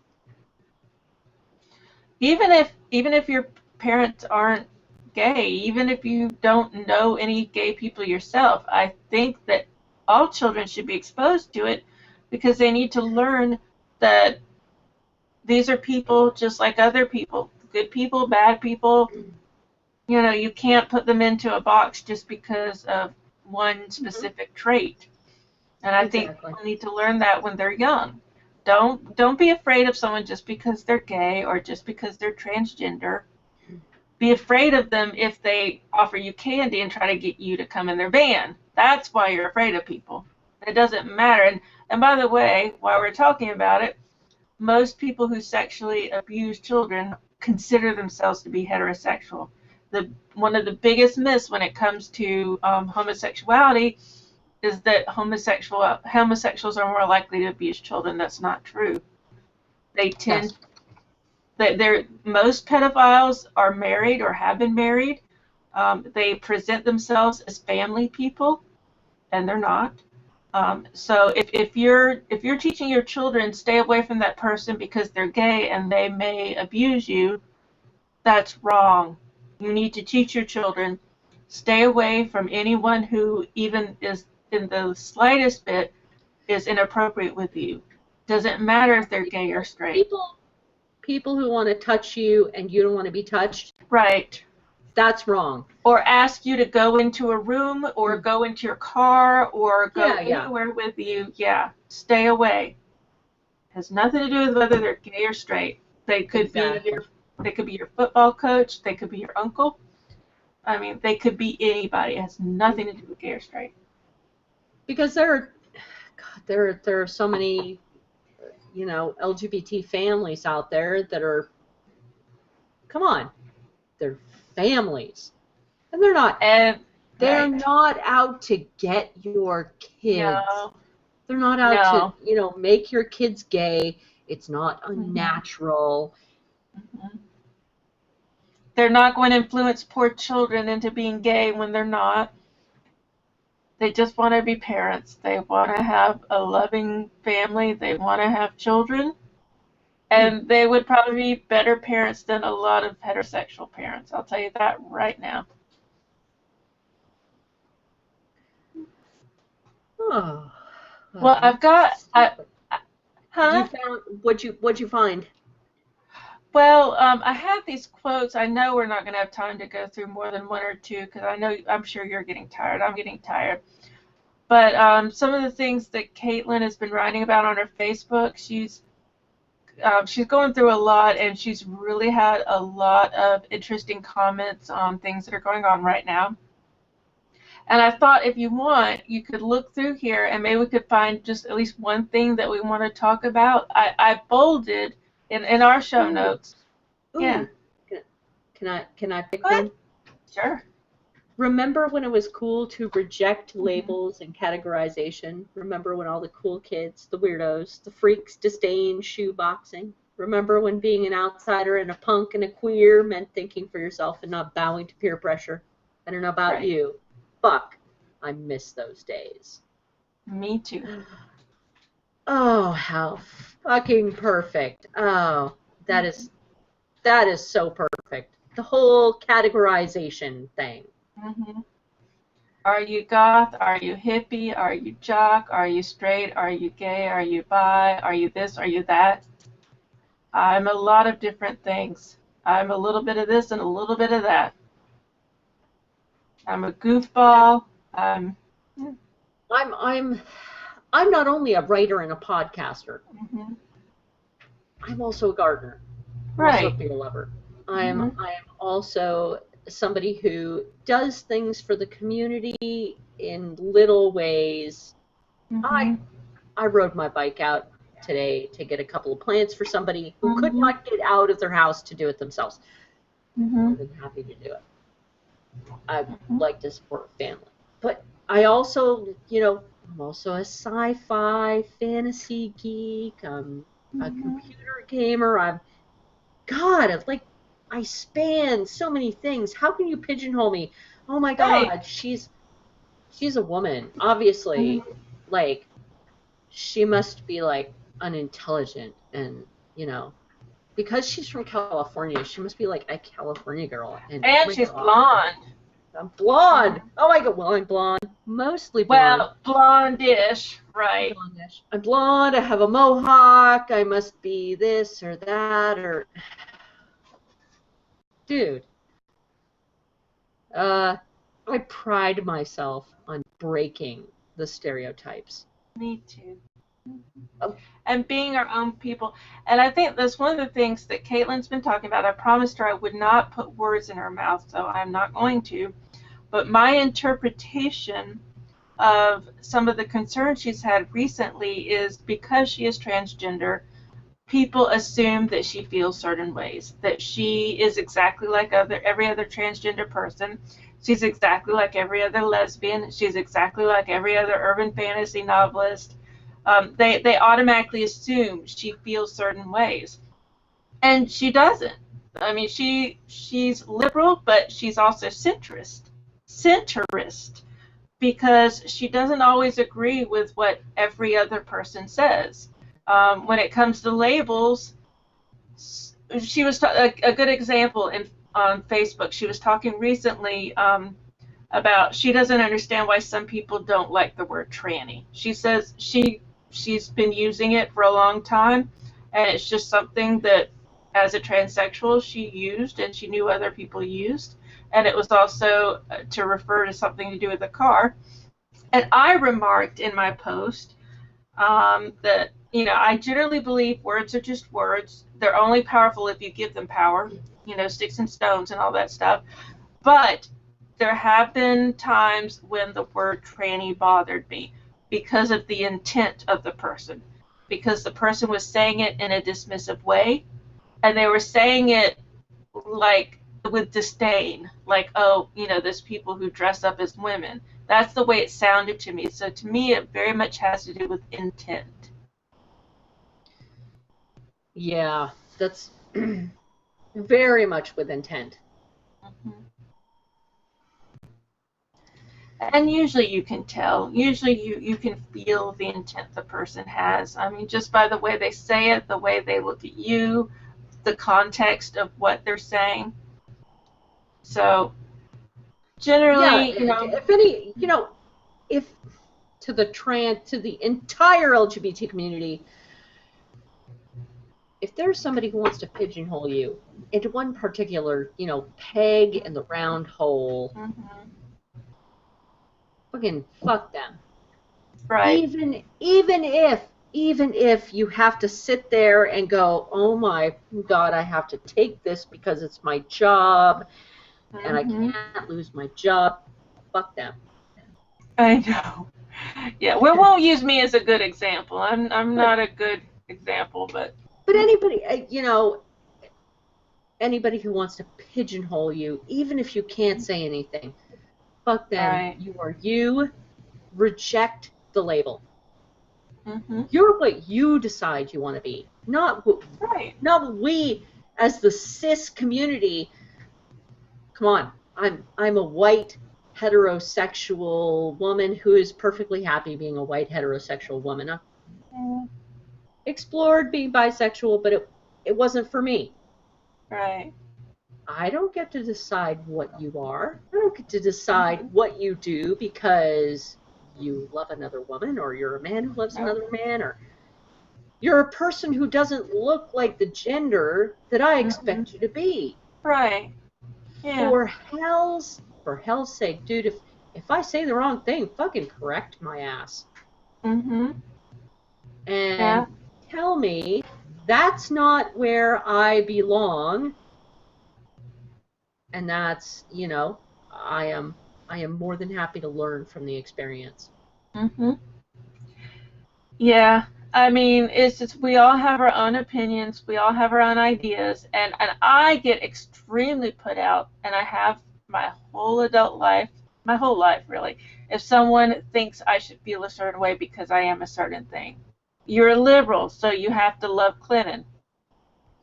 Caitlin and I had a disagreement about this because I didn't want to vote for Hillary Clinton. I do not like her. I think she's an opportunist. I think she's just, she makes my skin crawl. But Caitlin actually persuaded me. I don't know if she's going to watch this, but she persuaded me.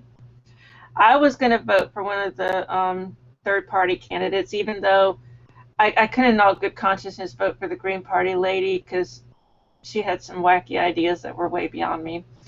So, but I wasn't going to vote for Clinton. But Caitlin actually almost kind of begged. She was like, please, you're in a swing state. Please vote for Clinton. And I started thinking about it. I was like, God, I hate her so much. I hate Clinton, not Caitlin. I hate Clinton so much. She's a vulture. But I was like, Trump, I can't.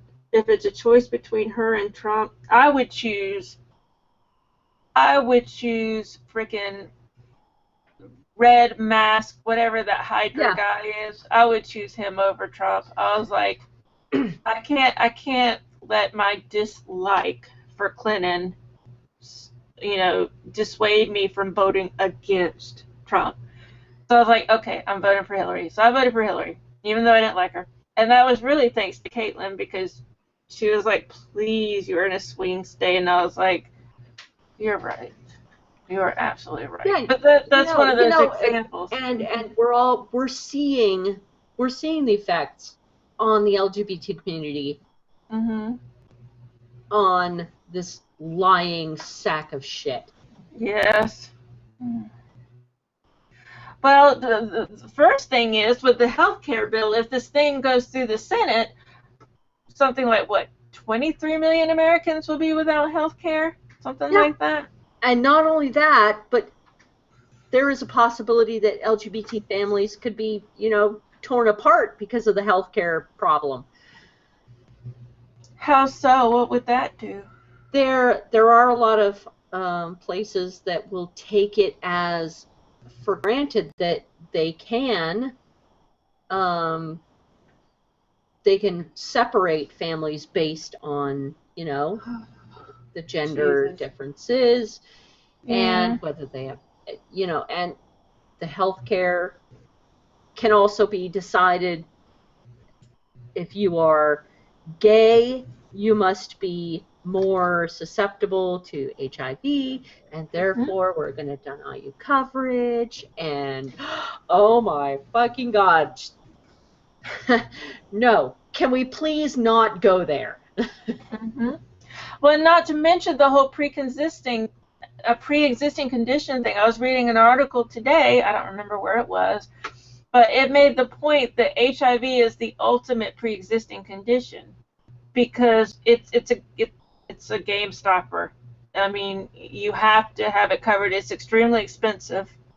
Health insurance is useless if they won't cover HIV. If you are a person with HIV,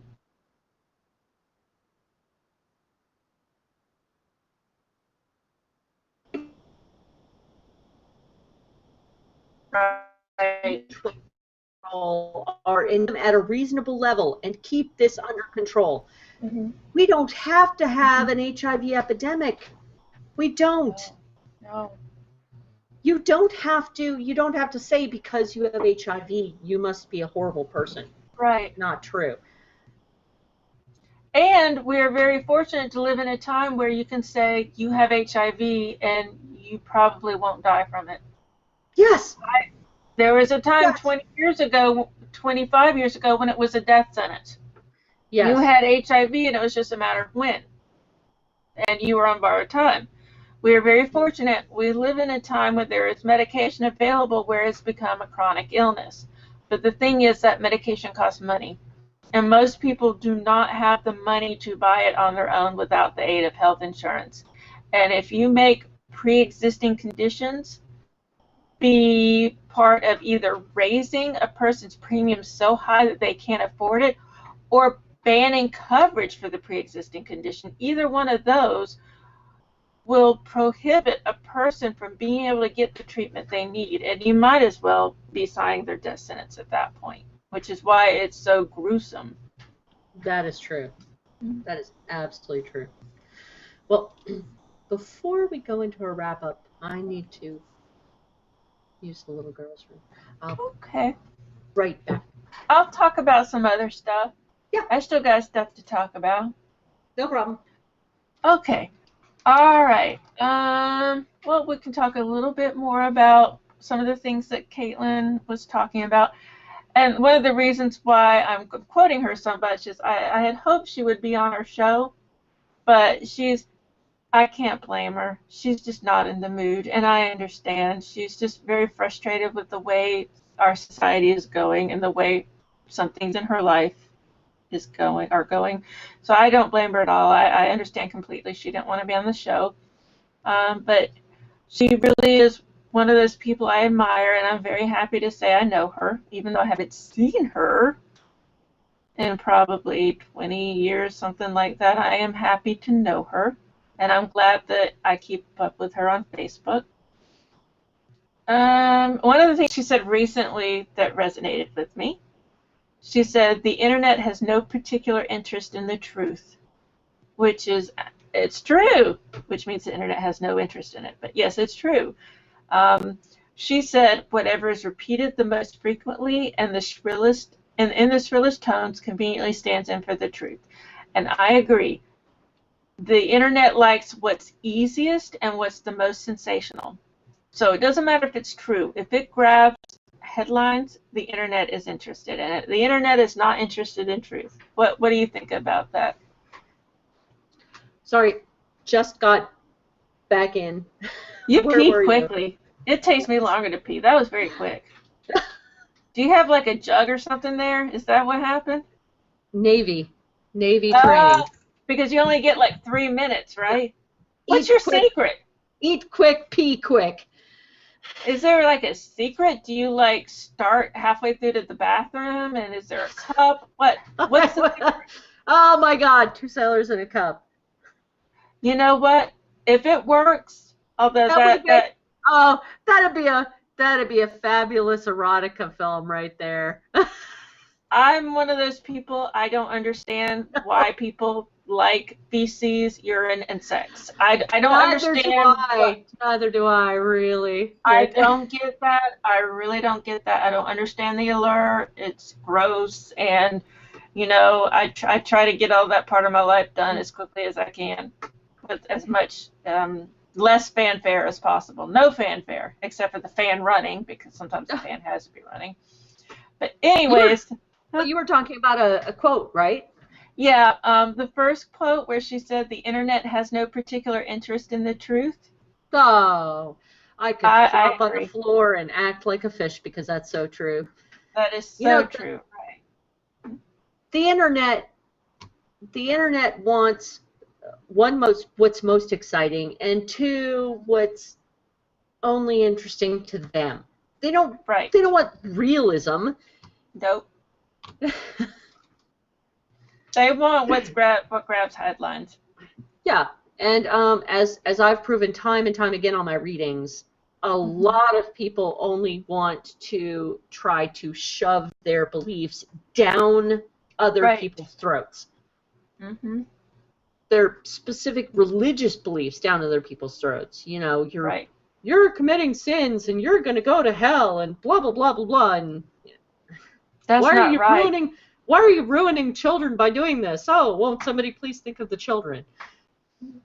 Children are fine. The children are a lot more open than most adults. Children trust their instincts. Children know. They look at someone and they're like, I like you. And so they know way earlier than adults when they like someone. If you want to know scientific truth, go searching for the scientific truth. Mm-hmm. Go looking for the scientific studies. Mm-hmm. If you don't understand the scientific studies, go looking for a scientist to explain it to you. Not Miss Naturopathic down on the corner who's had 6 months of herbalistic identification training. No. Go to a freaking university and say, look, I just don't understand what this says. Can you help me out? Yeah. Somebody eventually is going to be able to explain it to you. Mm-hmm. Difficult, but yeah, you're going to find the study that's going to tell you what's really going on. Mm-hmm. I think about this a lot. I think some people, they don't want to take the time to do that because they know it's going to be difficult. Yes. It's not going to be an easy read. It's not going to be like reading a magazine or reading the back of a shampoo bottle. It's going to be difficult, and they'll have to apply brain power to it. And I think some people just don't want to do that. It's the too long didn't read thing. That's the syndrome of our time, I think. Yes, absolutely.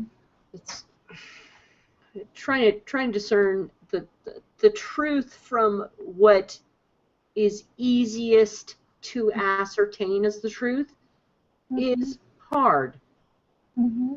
It's time consuming. Do it anyway. Do it for your own sake, not for anyone else, for your own sake, so that you are an informed individual. Here's my newest favorite phrase. Oh. Human up. Yeah, human up instead of man up. Human up. Right. Be a human. person. Be a human. And be responsible. Don't just Yes. spout off what you've heard. Actually take the time to research something. Or if you haven't, admit it. Like, I'll be like, okay, I read this somewhere. I don't remember where.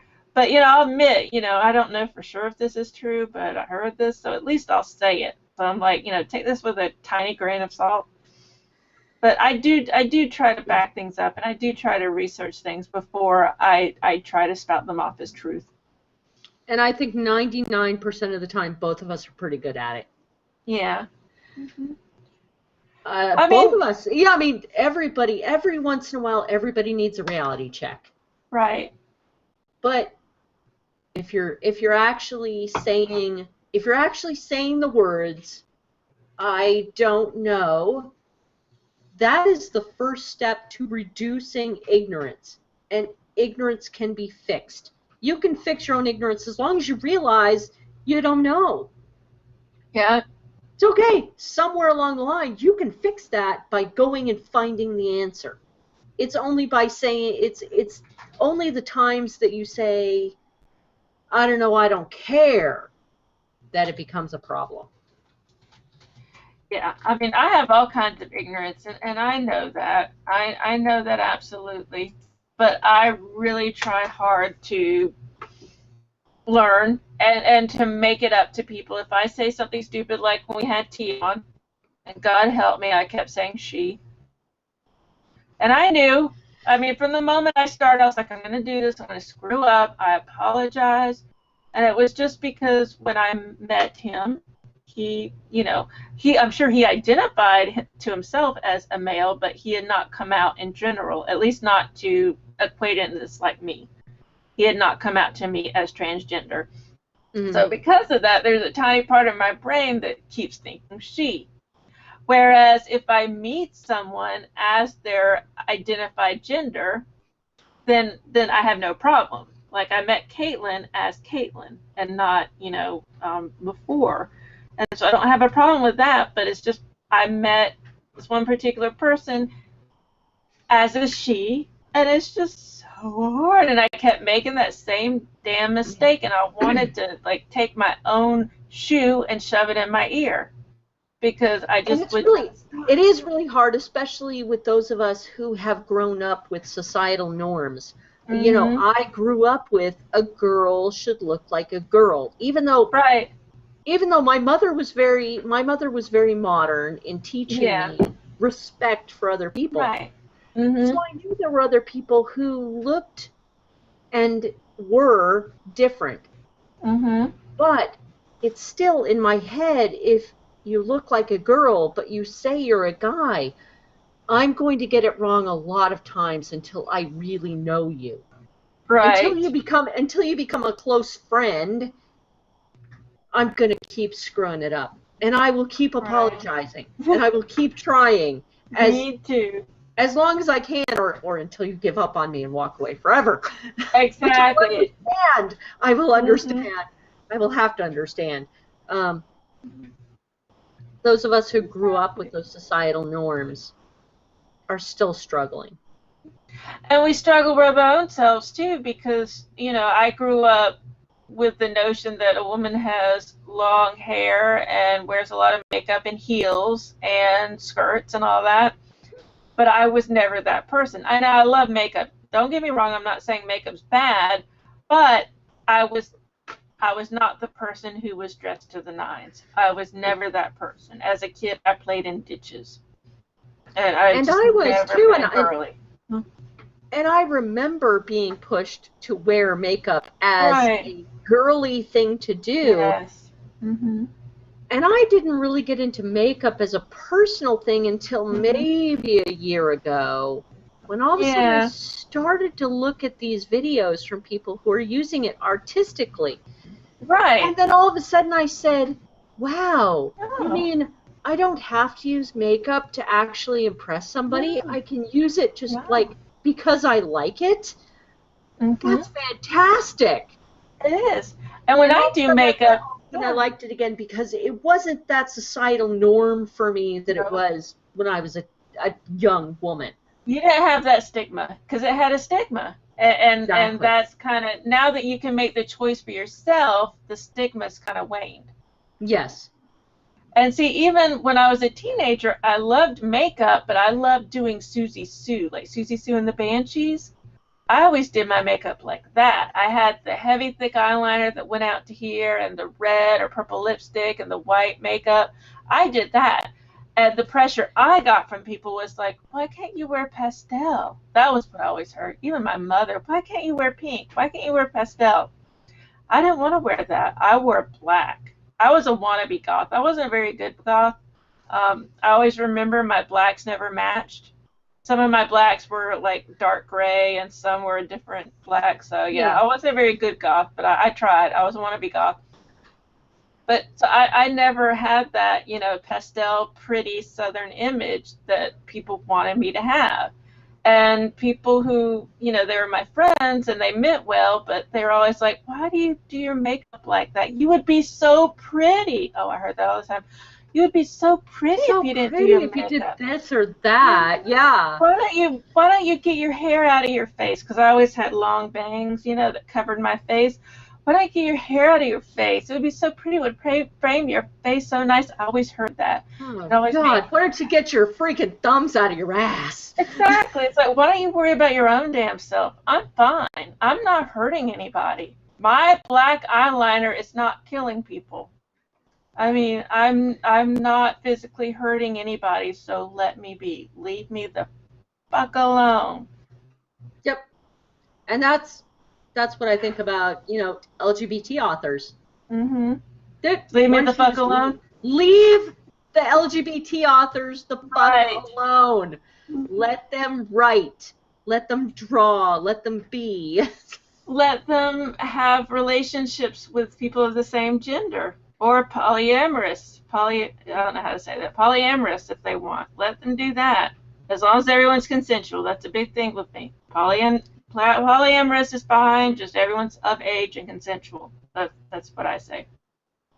Well, before we go, I would like to mention a few of the 2016 Lambda Award winners. Okay.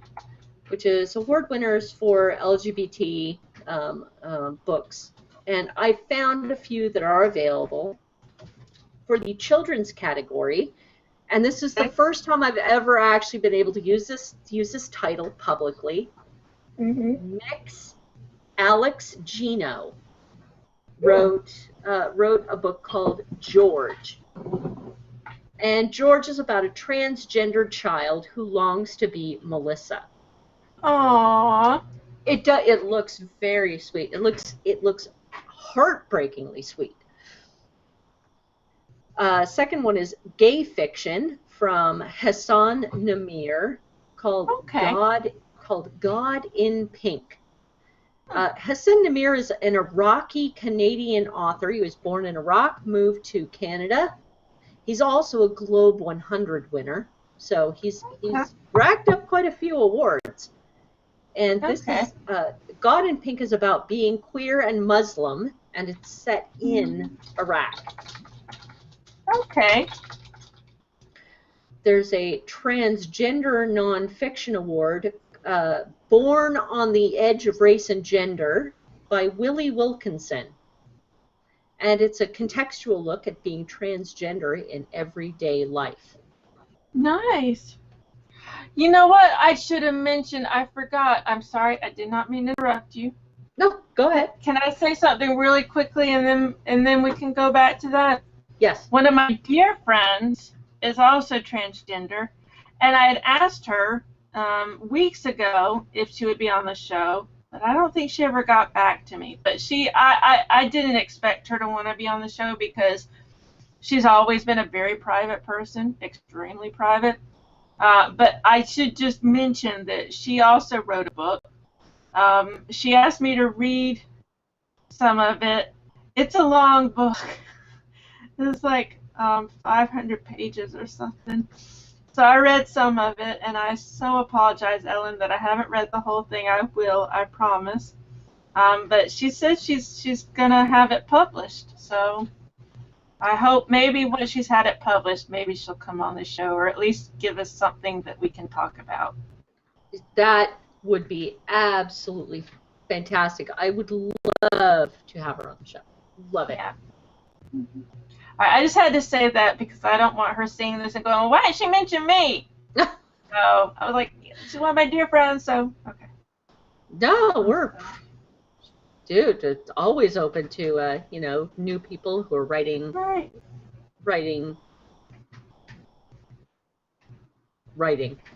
And her book is about... Okay, now you can see the stout is taking effect. I know. I'm just like, I've had wine, I've had the creme brulee, and I had a little bit of rum. So, and I know I got to get up at freaking 5 o'clock in the morning. So wrong. I only have 2 more mentions. Okay. One is the very last 2016 Lambda Award that I have to mention is LGBT nonfiction. Mm-hmm. No One Helped. Now this is by Marcia. Very sorry if I get this wrong. Marcia M. Gallo. Okay. And this is an honest look at urban apathy about the murder of Kitty Genovese. Yes. This is literally nobody cared, even the people who witnessed her murder. That's so sad. Didn't care that it happened. Things get so bad that people don't care. Yes. Urban apathy is a real thing, and it happens, and it's a very difficult thing to try to overcome. Mm-hmm. People think, I guess, they've seen everything. Nothing phases them anymore. Yeah. Now, I came across, I don't actually have a specific book. Well, I guess I do have a book. This is an LGBT author of color that I'm going to mention. Mm-hmm. I did specifically go looking for an LGBT author of color. Because for me, it's kind of hard to find them. Yeah. This author actually goes under the name Queenie. Okay. Actually, a pretty awesome name. She has written a book called Sasha's Truth. Now, I'm not sure if Sasha's Truth is an LGBT book, but I know that Queenie is an LGBT author of color, and I really would like for people to encourage Queenie to write more. Yeah. I'd like all LGBT authors of color to write more. Okay. I don't want I don't want the white authors to be the only authors out there. I've said this before. We have enough white people. Yeah. We need more people of different backgrounds.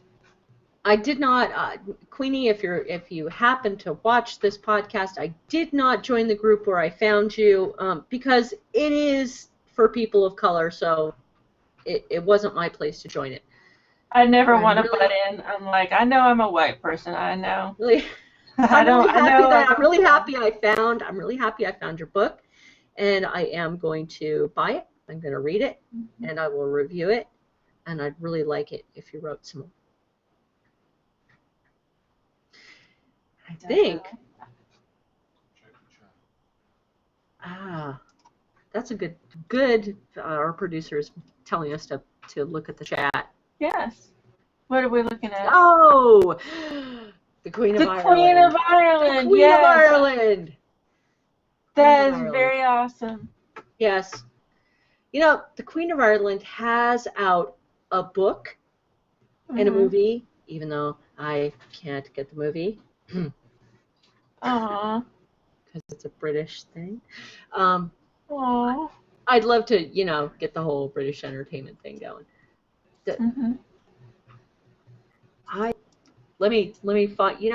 I have to find the name of the book because I read the book, and I thought it was really great.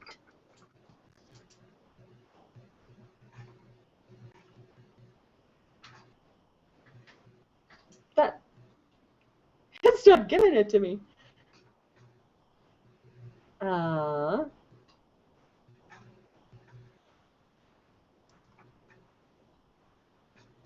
Well,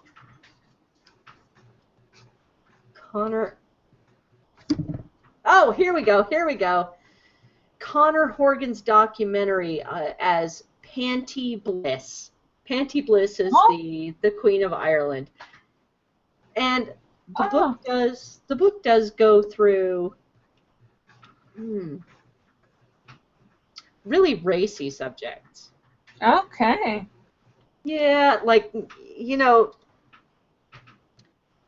we'll never know exactly what it's like to be gay, moving through the 70s, moving through the 80s in Ireland. And Panty Bliss actually does express everything. Okay. Woman in the Making, Panty Bliss's memoir. Interesting. Okay. It moves through, a lot of what it was like in the 70s, 80s, and the HIV scare. Yes. And maybe I shouldn't say scare because it was more than anything. It was more than a scare. It's a death sentence. It was a death sentence epidemic for a lot of people. It's an epidemic. Yeah. The HIV epidemic. Panty Bliss makes it real. Yeah. Absolutely real.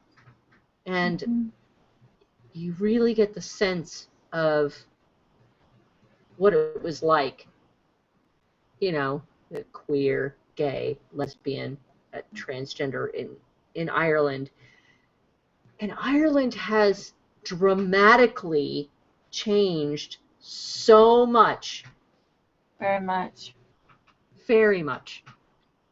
It is much more open, a less hostile environment to live in now. I wonder if probably the Irish people have been leaning that way for a long time, and the government is just now catching up. That's what I'm thinking.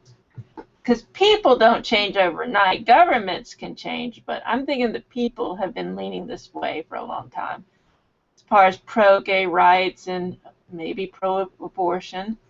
I'm not sure. I think our producer would be able to comment on that more intelligently than I would, on whether it's the government or because the church has had such a stranglehold. Yes. The Catholic Church has had such a stranglehold on so many parts of Ireland for so long.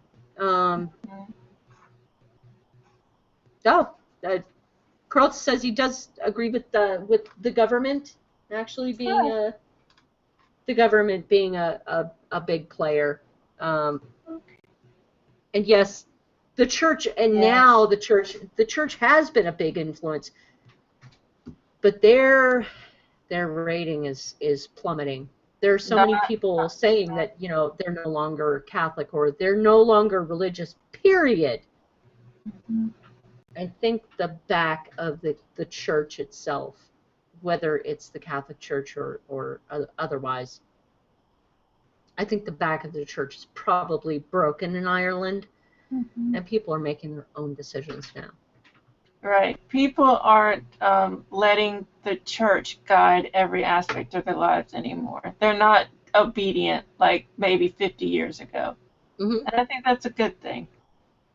And we here, United States, we need to learn a lesson from it. Learn the fucking lesson. If the church is telling you, scoriate your neighbor because they're gay, Mm-hmm. tell them to fuck off. You might love God, but God's going to love your gay neighbor just as much as he loves you. Yeah.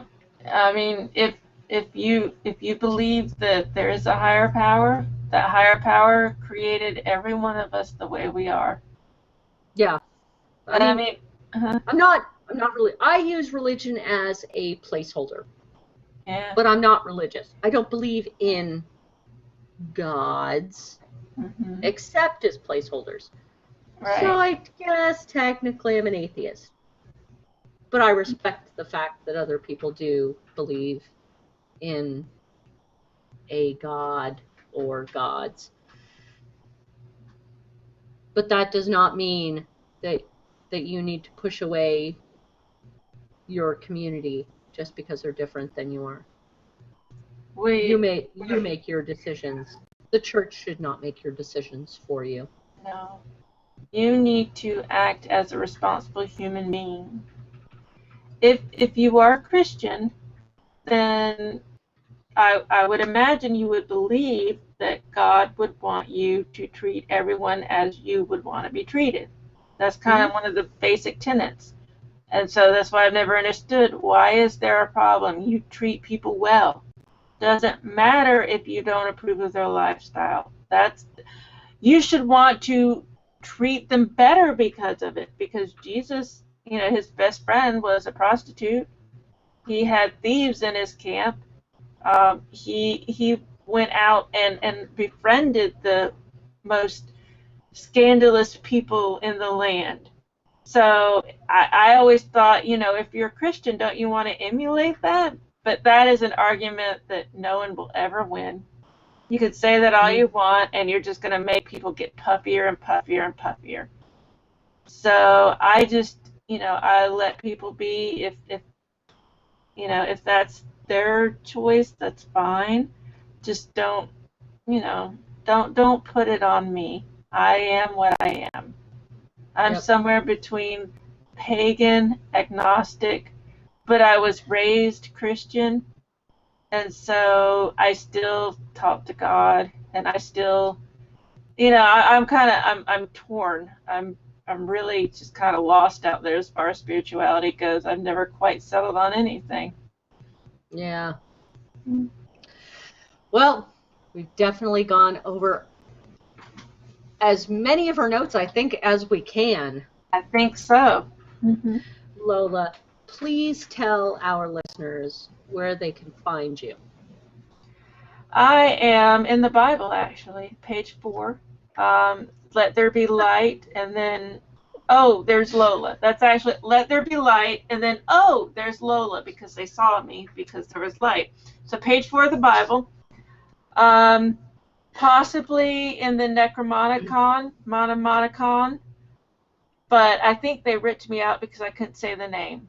So Necromonicon, and then I had Bruce Campbell mad at me, and like 38 of his followers, because I said that I hadn't watched Ash versus the Evil Dead, and that's a true story. I had a bunch of people mad at me. I haven't watched Ash versus the Evil Dead, so I think I was excommunicated from the Necronomicon. But if you want to find me somewhere else, you can find me at my website, lolalaracy.com. That's LOLALARISCY.com, and a bunch of other places under Lola Laracy. And how about you, Sorcerer Zero? You can find me a bunch of places that you can find S0RCERESS That is Google Plus, Facebook, Twitch, YouTube. You can also find me on Amazon. You can also find Little Literacy on Amazon because she's written at least one book. I've written a few books. And I'm trying to finish the second one, but I'm stalled. Oh, beautiful, beautiful. Just keep fighting the good fight, sister. I'm trying. If you are part of the LGBT community, please remember we respect you, and you are important, and you are beautiful, you are fantastic, and we don't ever want you to be anything else but you.